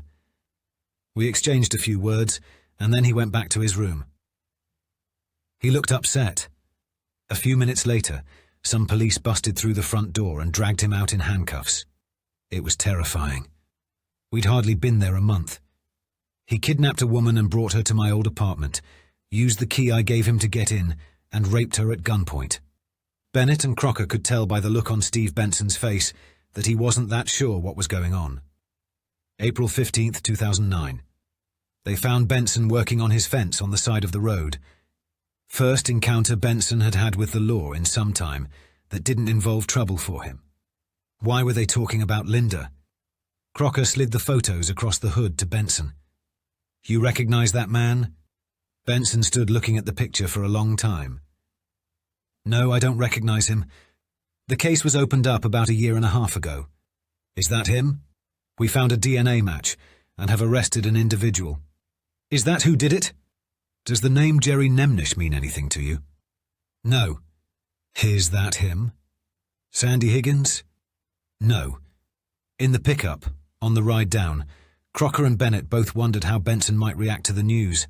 They half expected some euphoric situation. But it was like he didn't understand what he was being told. 34 years ago, Linda and Kelley had been disappeared by some insidious force with no face or name, and the mystery of their deaths had become immutable truth. Crocker could tell from Benson's face. It was going to take time to absorb what he was hearing. They asked him questions about his life back then. Where'd they shop? Who'd they party with? Threesomes with strangers? They were still desperate to find that link between Nemnich and Linda. They asked about suspects back in 1975, about Larry Hemmerite. Benson recounted the night he found Kelley and Linda. I didn't touch the bodies. I knew they were dead. They weren't bloated, but their color had changed. It was really hard for me to move past this. Worst day of my life. You were tough to track down, Bennett said. How long after this did you stay in Grand Junction? Couple months? Maybe 90 days? Where'd you go? Craig at first? Started on another powerhouse up there. Then to Casper, Wyoming, to work as a pipe fitter. Albuquerque. And then I was in Montana for a spell. Drifted from job to job. Billings. Miles City. Forsyth. I came down here for the first time in '84. I had no connection to the area. Didn't know anybody, so this looked good. Lived in the woods for a spell. We think the killer might have worked at a printing company around Grand Junction. You remember Linda ever going to a place like that? Close friend of mine named Jim Cook opened a print shop up late in '74 or thereabouts, Benson said. Right there behind the McDonald's on 28th Road and North Avenue. Real close to the apartment. That was less than a mile from the Texas Avenue trailer where Nemnich lived. And you went in there? When they first opened, they had a printing machine they were real proud of. First color copier. Something like that. I stopped over once. Any chance Jim Cook might have been looking for you at your place when you weren't there? Sure. We were good friends. I went over there. He lived over there off 28th Road on Texas, in a little trailer community, feet from Jerry Nemnich's trailer. When Jim Cook appeared at the Grand Junction police station a few days later, the interview room was filled with an air of expectation. Cook was going to say, I sure did employ Jerry Nemnich. Looking out across the block from his back porch, Cook would have been able to see the back of Jerry and Sandy's lot. Crocker had known Jim Cook for years. Charismatic guy. It was easy to imagine Cook and Nemnich standing around in Cook's driveway, conversing. Cook saying he'd just opened a print shop, Nemnich mentioning he was looking for work, a new graphic design. The facts snapped together, like a well-made box. Cook was in a talkative mood that day in the station. He wore a matching NASCAR windbreaker and hat, faded jeans and a leather hip pack. He'd remained a ladies' man long after he'd been married. His wife, a former dancer, was the jealous sort. Cook said she'd hated Steve and Linda. They were free spirits, monogamous, but not as monogamous as my wife needed them to be. She suspected Cook had an affair with Linda, but he claimed it never happened. What was the name of your print shop? Crocker asked. Lightning Quick Print, Cook said. We opened up in the spring of '75 on North 25th, just off North Avenue. And you lived over on 28 Road off of Texas, correct? Cottonwood Meadows was the name of the subdivision. That was just about a mile from the print shop. Right around there. You remember who any of your employees were back in 1975? When we were first getting started, it was just my partner and me. We worked 12-hour days, 7 days a week. Can you remember if Linda Benson ever came into the shop? Can't recall. Anybody who looked like this man work for you? He slid the photo array across the table. I wouldn't have employed any hippies, Cook said, shaking his head. He slid the photos back. There was a Sir Speedy print shop in town. They offered similar services to what we did. That man I just showed you photographs of, his name is Jerry Nemnich. He lived around the corner from you. That photo ring any bells? Cook shook his head. No. Old cop named Jim Wilcox lived around the corner. My partner in the print shop was a block away. Don't remember too many neighbours. Crocker knew the answer already. Cook had prior run-ins with the cops. Wouldn't put it past the old man to lie for the sake of making life a little more difficult. Crocker and Bennett wrapped their investigation, unsure if they'd given the DA enough for a conviction. Their narrative had a giant hole in the middle. They couldn't say how Nemnich identified Linda, or how he knew there'd be nobody in the apartment to defend her. Did he stand under the lamppost across the street from the chateau and watch her that night? Or did he know her, only person who knew the answers to those questions? Was Jerry Nemnich, and he wasn't talking over the years, Jim from drove past the chateau apartments from time to time on his way to some place or another? Those homicides never became just another case for him. He'd never learned how to act casual about murder, the way other old cops he knew did. Those apartments were a thorn in his memory, a cruel taunt, a monument to loose ends. In March of 2010, just days before the pre-trial hearings, the district attorney asked Fromm to attend a walkthrough of apartment 211. Doug Rushing and Larry Bullard and Detective Crocker were all there. For Fromm, the walkthrough was like being in a Twilight Zone episode. The lawn where Kelley played with Gary Grant had been replaced with red and white gravel, but that was about all that had changed about the complex. Apartment 211 was vacant. The DA recorded a video as Crocker scaled the swamp cooler, swung over the railing, lowered himself onto the balcony.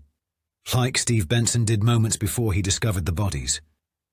Like they were convinced Nemnich did the evening he murdered Linda and Kelley. Inside, the apartment hadn't changed much. Looked like the same carpet from 1975. Brown and decrepit.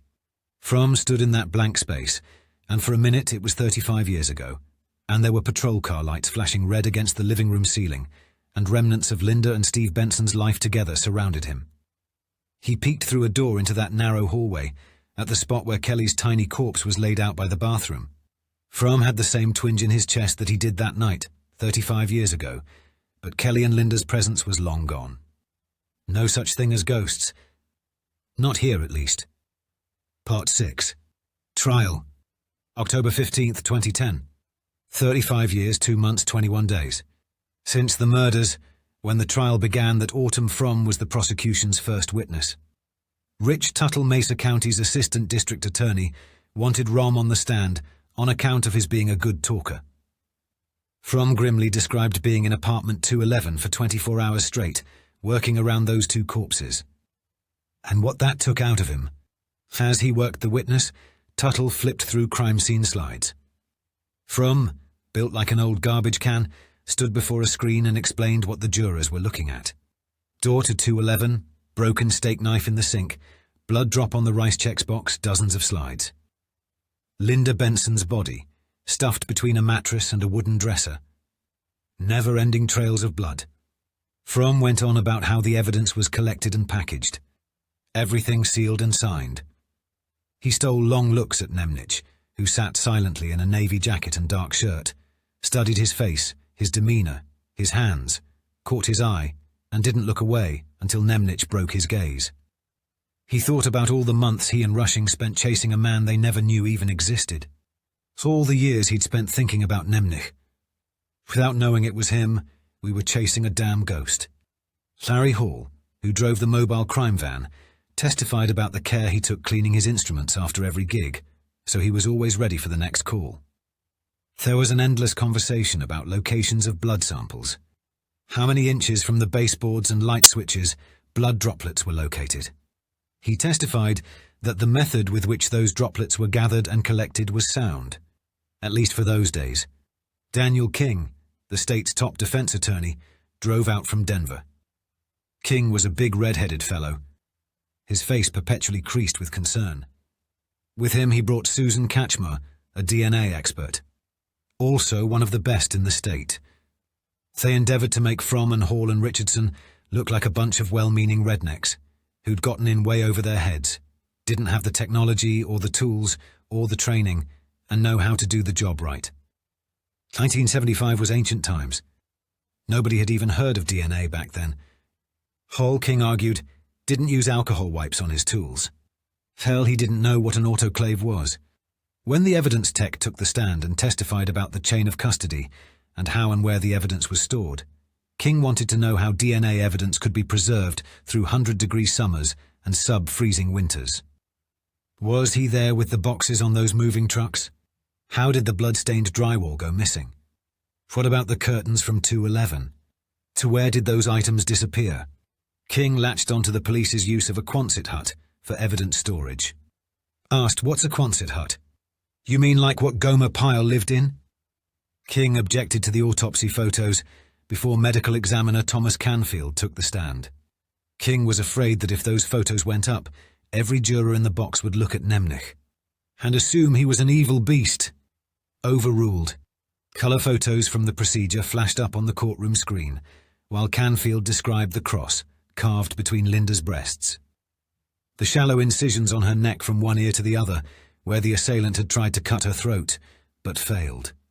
How the proximity of the puncture wounds on her chest were almost right on top of each other.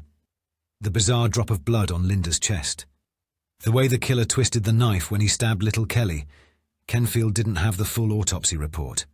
The hospital burned the records years back, without his permission. He had only his memory and some notes, and a provisional report he had prepared for the cops so they could investigate without delay. Nilsen Janai, a forensic pathologist, told the jury about scraping chunks of skin from under Linda's fingernails. Maureen Grant, Linda's friend from Unit 311, returned to Colorado for the first time in years to testify. She recalled the day like it was yesterday afternoon. Steve Benson showed up in Grand Junction to testify. He'd had about 18 months to process what was happening, but being back in town stirred his emotions.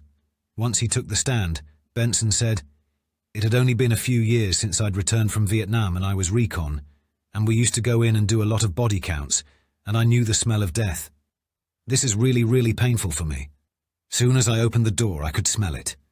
He got choked up describing the scene. Felt it was necessary to apologize for choking up. Before returning to Junction for the trial, Benson was assured he wouldn't have to see crime scene photos. Couldn't stand remembering Kelley and Linda that way. During cross-examination, Nemnich's attorney asked Benson, "When you made the terrible discovery in the apartment, did you touch or move either Linda or Kelley? Can you remember?" "I can't say. I may have reached down and touched them.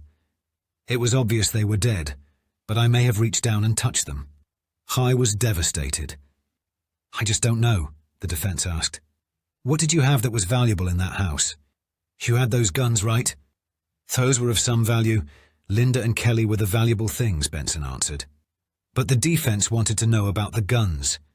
What about the rifles and handguns he kept in his closet? "Got rid of the guns, all of them. I thought I might become dangerous. If I found the person that did this, I would have been hard to deal with, so I got rid of the guns." King asked Benson if he leaned against the wall. Was he the one who left the bloody palm print on the now-missing drywall? Benson didn't know. Some things were so clear and others were fuzzy. "Those questions are trivia. I had 2 dead loved ones lying naked on the floor." "Those sorts of questions must have been frustrating for you," King asked. "It wasn't frustrating. If you're asked a bunch of questions, where were you, how long were you in Hayden? Who did you work with? To me those were trivia questions, because I knew that I was guilty. I didn't want the police asking me those questions. I wanted the police asking the person that committed the crime." King caught Benson's confession. "I want you to be able to correct yourself, sir. You just said, because I knew I was guilty. Or was it a slip?" "I meant not guilty." But to King, Benson's story didn't add up.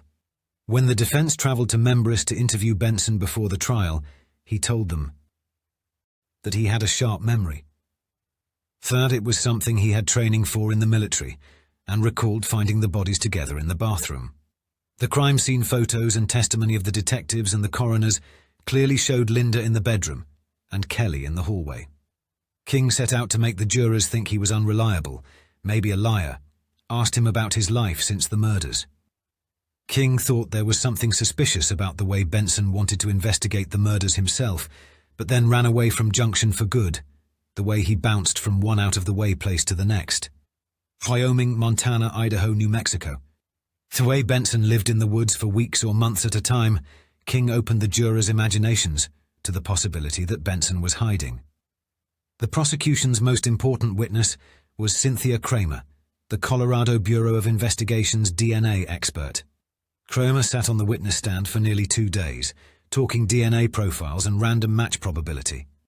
If I have a 13-location profile that I develop from DNA, I would have what I consider a full profile, which is when I get results from all 13 locations. Then I develop what's considered a random match probability, which is the frequency I would expect to find that profile in the population if I went out and randomly picked somebody. Once the random match probability is less than 1 over 1,000 times the US population, that's about 1 over 300 billion or less, that's when we assign the statement of reasonable degree of scientific certainty. Is there a number you can assign to the Rice checks box? Asked Pete Inger, the Mesa County DA for the Rice checks box. The random match probability was 1 in 40 quintillion. What's a quintillion? A quintillion is 18 zeros after the first digit prosecution and a whole lot of commas. She ran down the list of items she tested. The blood on Linda's chest, 1 in 1, 298, 1 malo. She had partial matches to the blood on the towel and the ashtray too. And she got a hit on the blood found on the north side of the kitchen sink. Didn't match Himmerite or Fromm or Rushing or Richardson or Hall or Steve Benson. Didn't match Nemnich. Didn't match anybody they knew of. No ID in the system, belonged to an unknown male, and there was no telling if it came from an accomplice or if the blot had been there since the last time Linda cleaned the sink. Maybe somebody cut a finger. Hautzinger raised the possibility it belonged to Gary Grant Jr., Kelley's 3-year-old playmate. Nemnich's blood was in the bathroom, a random match probability of 1 in 9 quadrillion, 569 trillion, and on the bedroom dresser, and on the kitchen walls. The blood on her chest had a random match probability of 1 to 1, 298, wuro. Nemnich's DNA showed up in 8 locations in the apartment. When the DA asked about the mixture of materials scraped out from Linda's fingernails, Kramer told him that at least 99, 92% of the population could be excluded from the sample. Not Nemnich, though. Suzanne Kakmar, one of Nemnich's attorneys, a DNA expert, made Kramer sweat. By starting out with a low blow. Is it Dr. Kramer or just Miss Kramer? Just Miss? Kakmar kept Miss Kramer up on the stand another full day. Smothered the jurors with gibberish about polymerase chain reactions and short tandem repeats and thermal cyclers and electropharograms and allelic dropout. It seemed like Kakmar was trying to confuse the jury. Kakmar framed the cops' methods as primitive, and if the samples weren't contaminated during collection, they were certainly compromised while in storage, because the GJPD did a shoddy job of that too. And the statistics about random match probability were inaccurate. Ms. Kramer's statistics were meaningless. Kakmar ran through all of the evidence, item by item, that Kramer didn't test.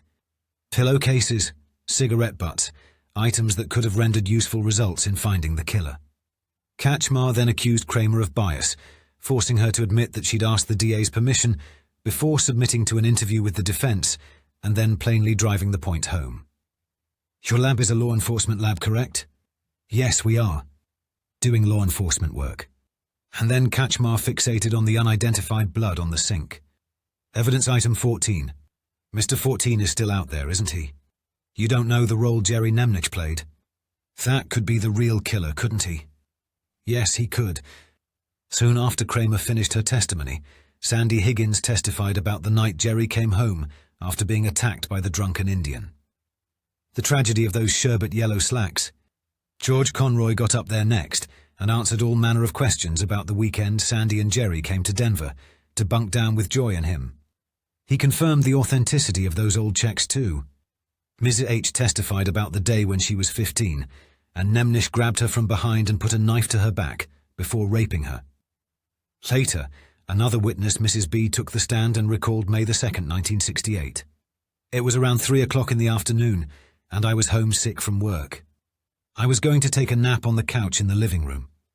I saw a shadow outside. The screen door was open, and a man came inside.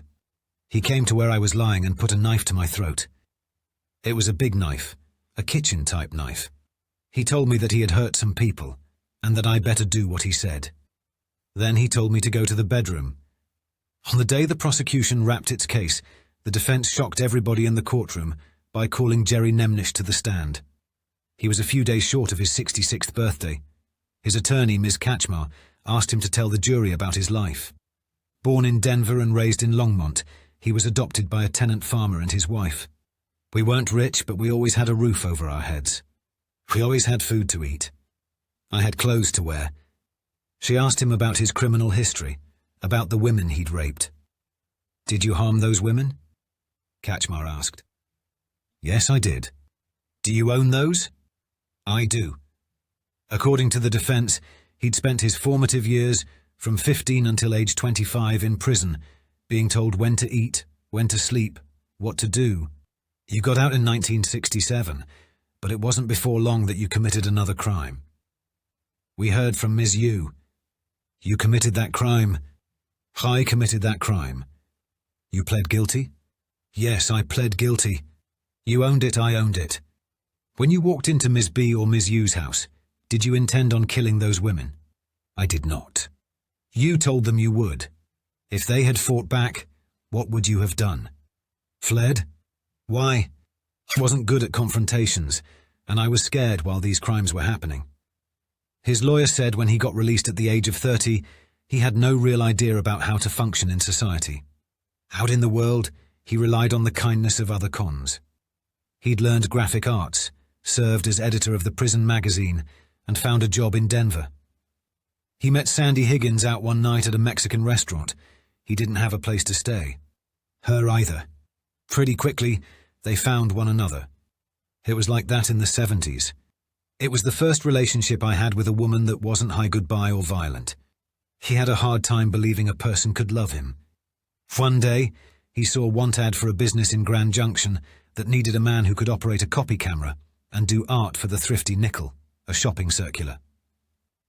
His grandfather gave him an old Chevy. His dad handed him traveling money. Jerry and Sandy piled their belongings in the car, took off for Junction. You had Sandy? Yes. You had a car and a job? Life was good. Life was getting better. They stayed in a motel on North Avenue for a few weeks until he found an ad in the shopper for that little trailer on Texas Avenue. He worked Tuesday through Saturday, from noon until early evening. As the week went along, he'd stay later. Mr. Nemnich, we're going to get into what people around here have been waiting 35 years to hear about. Do you remember July 24th and 25th, 1975? I do. Do you remember getting off work that night? It was late, 10:30 or so. I went to a bar on North Avenue for a beer to relax. I got to talking with a guy at the bar. That led to another beer and maybe a third. I was getting up and ready to go, and one of the guys I'd been talking to asked me if I could give him a ride. He said he wanted to go over to some apartments where he could get a lit of marijuana. If I'd give him a ride, he'd give me a little taste. Drank a little. Smoked a little bit of pot now and then. Nemnich nodded. I took him in the car and we went to the Chateau Apartments. He told me to let him out at the north end of the building, said he'd be back in a few minutes. I stayed in the car. I was feeling pretty good. It had been a long day. I smoked 2 cigarettes while I waited. At some point, was it not worth waiting for a little bit of dope? Kachmar asked. I was beginning to have to use the bathroom, so I decided that I was going to go see if I could find out where he was at. I walked to the entryway and went up the stairs. When I got to the top of the stairs, the door to my left at the top was ajar. I could hear voices coming from inside. I went to listen to it, thinking this was probably where the guy had gone. I called out his name and took a couple of steps into the apartment. I was just past the vestibule, and the next thing I know, there was a figure rushing at me. I threw up my hands. Sitting on the stand, Nemnich raised his arms before his face to demonstrate. The guy had a knife, and the knife hit my left hand. I got his wrist and twisted the knife, because that's what you do when you're attacked like that. He twisted free and went on out the door. I'm like, wow, what the hell is going on here? I threw the knife in the sink area. I think it went in the sink. I took another step forward, and I could see what I thought was a small child. My first impulse was to bend down and put my finger on her throat to see if she was still breathing. Her head was toward me. I couldn't detect a pulse. In my head, I was thinking, oh crap. I don't need this. I don't need to be here. I looked up and saw another body. I ran over to that one and I checked to see if there was any pulse, and there wasn't. I'm thinking to myself, oh man, what am I going to do? I thought about my history. Here I am in the apartment, with a cut finger bleeding all over the damn place. What am I going to say? Where am I going to go? What am I going to do? I left the apartment, got in my car and drove home. My heart was pounding. I couldn't do anything. Couldn't call anybody and tell them about it. I didn't want to call the police because I didn't trust the police. I don't trust them now. So I just went home. And you walk in. Honey, I'm home. With blood all over you? I tried hard to pull my composure together. Sandy asked what happened. I lied to her because I grew up in an environment where self-preservation requires you to keep your mouth shut. She would have told me to call the police. I was thinking I'm in big trouble. I need to keep my mouth shut. I need to get away from this area. You went to Denver 2 days later to visit friends. That's right. Did you tell anybody there? I did not. Did you make an anonymous phone report? Write an anonymous letter? I did not. For better or worse, you are who you are. For better or worse, that's who I am. Assistant District Attorney Rich Tuttle dimmed the courtroom and called up an old photo of Linda Benson to the screen. She was in profile, hair chin length, wearing a navy blouse. Did you kill this woman? He asked Nemnich. I did not. Nemnich said. A photo of Kelley switched onto the screen. She's 3 and smiling, in a red t-shirt posed with the family dog. Did you kill this baby? I did not. Tuttle went over Nemnich's criminal history, the car theft, hot checks, rapes and assaults. Then he set to work unraveling the defendant's testimony. He questioned Nemnich about the stranger he met at the bar. Did the man live in the Chateau apartments? Did he say which apartment he was going into? Did the man say if he needed a ride home after? Did he say to where?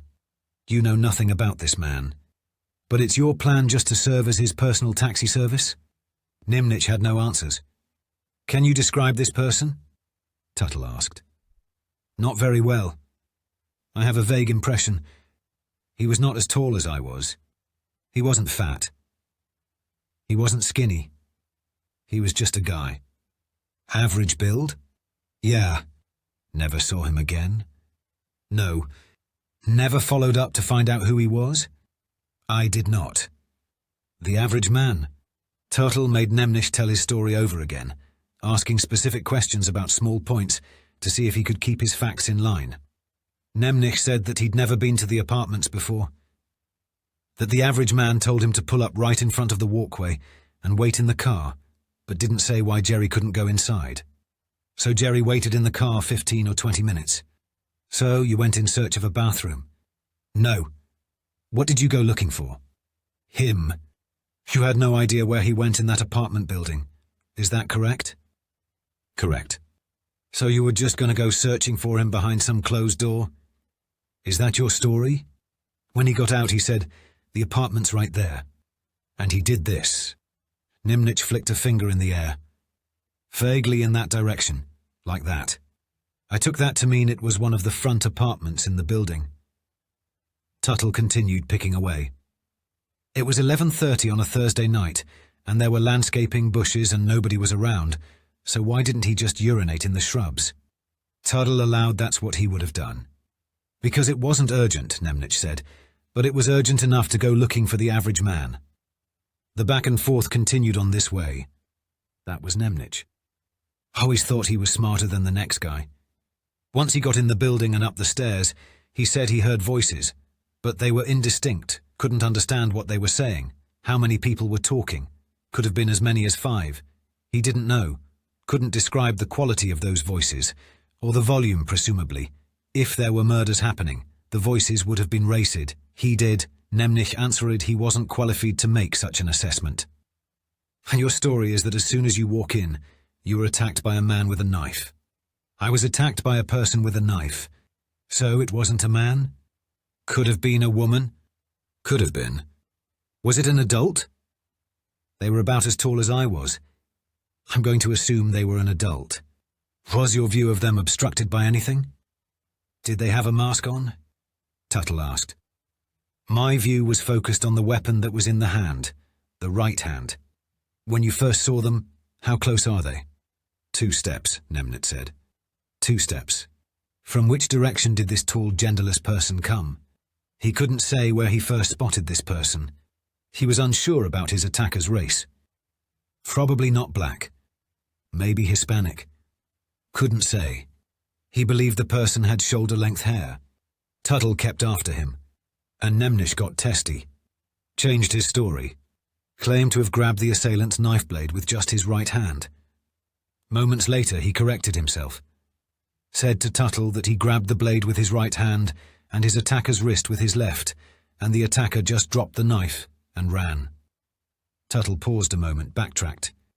Nemnich's story about grabbing the knife and tossing it in the sink didn't make sense. If he just tossed it, instead of wiping it off, why were there no prints? The knife was broken, but Nemnich claimed it was in one piece, and why did he put the knife in the sink? Out of habit. Dirty knives go in the sink, which didn't make sense either, since Nemnich claimed that his adrenaline was going at 900 miles per hour. And if he had just thrown the knife in the sink, how did blood get on the west wall, the one facing away from the door? Blood doesn't take a 180-degree trip once it leaves your body, does it? And why was there blood in the bathroom and on the dresser in the master bedroom all the way over on the west wall, far away from where Nemnich claimed this incident took place? I was cut on the finger right here. Severely cut. It was deep, and I was bleeding copiously from that cut. It damaged a nerve. The knife grated on the bone. It was very painful. He whipped his hand up and down. I may have gone like that, the way people do when they get cut. Blood could have gone anywhere. It's surprising that there wasn't more of my blood. Tuttle wanted to know what happened to the average man. Did he think it was the average man who attacked him? Not prepared to say. Did they look similar? I was paying attention to the knife, not the person's face. Could it have been the average man? Possibly. And then, you've been cut. So you go into the kitchen. Is that correct? I stepped in that direction. I don't remember whether I actually went in. Well, you know we found your blood DNA in the kitchen on the rice checks box and on the west kitchen wall. I'm going to assume that at least my left hand was in the kitchen. Not your whole person? Could have been. I don't remember the exact sequence of events, but I moved far enough north toward the bathroom that I was able to get a glimpse of that little girl laying on the floor. That didn't compute either, since the bedrooms and bathroom were walled off from the rest of the apartment. Didn't make a whole lot of sense that Nemnich, with the panic, the injury, the racing 9, hours there a mile-per-hour adrenaline, the fear of the cops, his self-awareness over his own criminal past, would kneel down and assess the pulse of the victims. I do have some degree of humanity. I'm not going to leave a little girl who's injured laying there and not try to do something. Did you ever yell for help? 'Cause you've got some degree of humanity, right? In prison, when things happen, you keep your eyes straight ahead. The jury spent 2 days locked away in deliberations. The group of them had been under service for weeks by then. They saw no reason in rushing the decision. If they convicted that old man, he'd die in prison. They wanted to get it right, so they talked, sometimes argued, pored over their notes during long discussions of witness testimony, requested about every piece of evidence to review and examine, even asked the bailiff to bring a magnifying glass, paid careful attention to the condition of the packaging the evidence had been preserved in. On the 3rd day they voted. Court reconvened. Crocker and Bennett showed. Larry Bullard sat with his wife, who'd gone to every day of the trial. Rushing and Fromm sat together in the courtroom. Barbara Rippey, Linda's mom, she had remarried and changed her name, was there with her family. Paula Nemnich, Jerry's wife, sat in the gallery right behind her husband. The courtroom was full of reporters. A dim murmur of hushed conversations, clicking of cameras, throats being cleared. The jurors shuffled in, and the judge wasted no time. The paperwork was found to be all in order. The foreman rose to his feet and read off their decision. Jerry Nemnich was guilty of 2 counts of first-degree murder and 1 count of felony murder. The vote had been unanimous. At the sentencing, Barbara Rippey stood up at the podium and spoke. If my Linda were here, and she knew all about the hard work and time that had gone into finding her justice, she would have said, "Simply amazing." I heard her say that 100 times. Simply amazing. She looked right at Nemnich and said, "To me, Mr. Nemnich, you are a domestic terrorist," Mr. King interrupted. "Objection, I don't care," Rippey answered. "To respect, Your Honour, I'd ask the court to ask Ms. Rippey to address her remarks to the court, and not to Mr. Nemnich." "Well, I'm talking to Mr. Nemnich." King's objection was overruled. "Who should be happy to live in America, Mr. Nemnich? In other cultures, you would lose fingers or a hand, or they wouldn't feed you. I'm going to light candles this evening, and then when I get a little more strength, I'm going to the gravesite to tell my girls goodbye." I never got to tell them goodbye. Tammy Kirk, Linda's sister, told the court that Nemnich had stolen magic from their lives. That, sometimes when she looked at her kids, she could feel Linda and Kelley there with her. But in truth, they weren't there. They'd been stolen. Then Mr. Nemnich took the microphone and maintained his innocence. "I would ask the court to consider that I'm an old man, and I would really hate to die in prison for something I didn't do." Before levelling a sentence, the judge addressed Nemnich. "The nature and circumstances of this case were so horrific, I've been trying to think of words to even express how aggravated this case is. Cold-hearted, callous, cruel, heinous. None of them seem to do justice to what the defendant did in this case and the acts he committed. Certainly, in the 17 years that I've been involved in the criminal justice system, I've seen a lot of destruction, and this case is at the top of those most serious cases. Taking Linda Benson's life has had a tremendous impact on this community. It's had a tremendous impact on her loved ones. Kelley Benson was murdered in a most heinous way. Taking an innocent child's life in the manner that Mr. Nemnich did deserves nothing but the most severe punishment. And I think that it goes farther than that. Mr. Nemnich has made statements. He testified. I think it further solidifies the court's opinion that Mr. Nemnich doesn't care about other people. His conduct alone that night shows that. But he continues to try to manipulate the community, manipulate the loved ones of his victims, try to manipulate the court in saying things such as, "I don't want to be an innocent man in prison and die there for something that I didn't do." When the judge was finished, he sentenced Nemnich to 2 consecutive life terms. After the hearing, members of Linda Benson's family, the jurors, the Assistant District Attorney Larry Bullard, Commander Jeff Ossenmacher, and Doug Rushing drove out to Orchard Mesa Cemetery and laid roses on Linda and Kelley's grave. A reporter from the Grand Junction Daily Sentinel asked Rushing why participating in the ceremony meant so much to him. His eyes moistened. "It's kind of tearful," he said. "I was 25. I had a 5-year-old and a 2-year-old. We didn't live far from the chateau. That was my first homicide investigation. I've never been able to get over what I saw at the autopsy. We couldn't solve the case, and the years passed, and I just had to hope that someday the killer would be caught, that the truth would come out, and good would triumph over evil." After the ceremony was over, Barbara Rippey returned home. She sat in her recliner, and she thought about the trial, about Nemnich, about her daughter, who she really only remembered in abstract, and her granddaughter.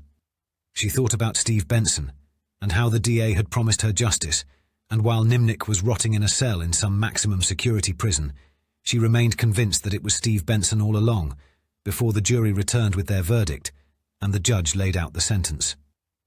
Benson was long gone, back to Mimbras, to his land lease and his job packing mules, back to hiding out in the wilderness for months at a time, back to his life of trying to exist as little more than a glimmer of something. After the sentencing, Jim Fromm returned to his accounting office on the industrial loop.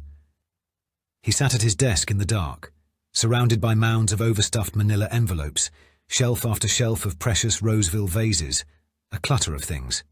He found the box of old reports and photos and notes he'd used to prepare for the trial and dropped them in the waste bin. Finally, this was finished. He never wanted to be reminded of it again. And then, he cried. Hadn't in years. Not even when his father passed. But he got it all out. 35 years of regret, wondering, bitterness. He washed it away. Let it all go. The end. This has been an Audible Studios production of The Killing Season. Written by Alex French. Performed by David Drummond. Producer Mike Charczyk. Copyright 2016 by Alex French.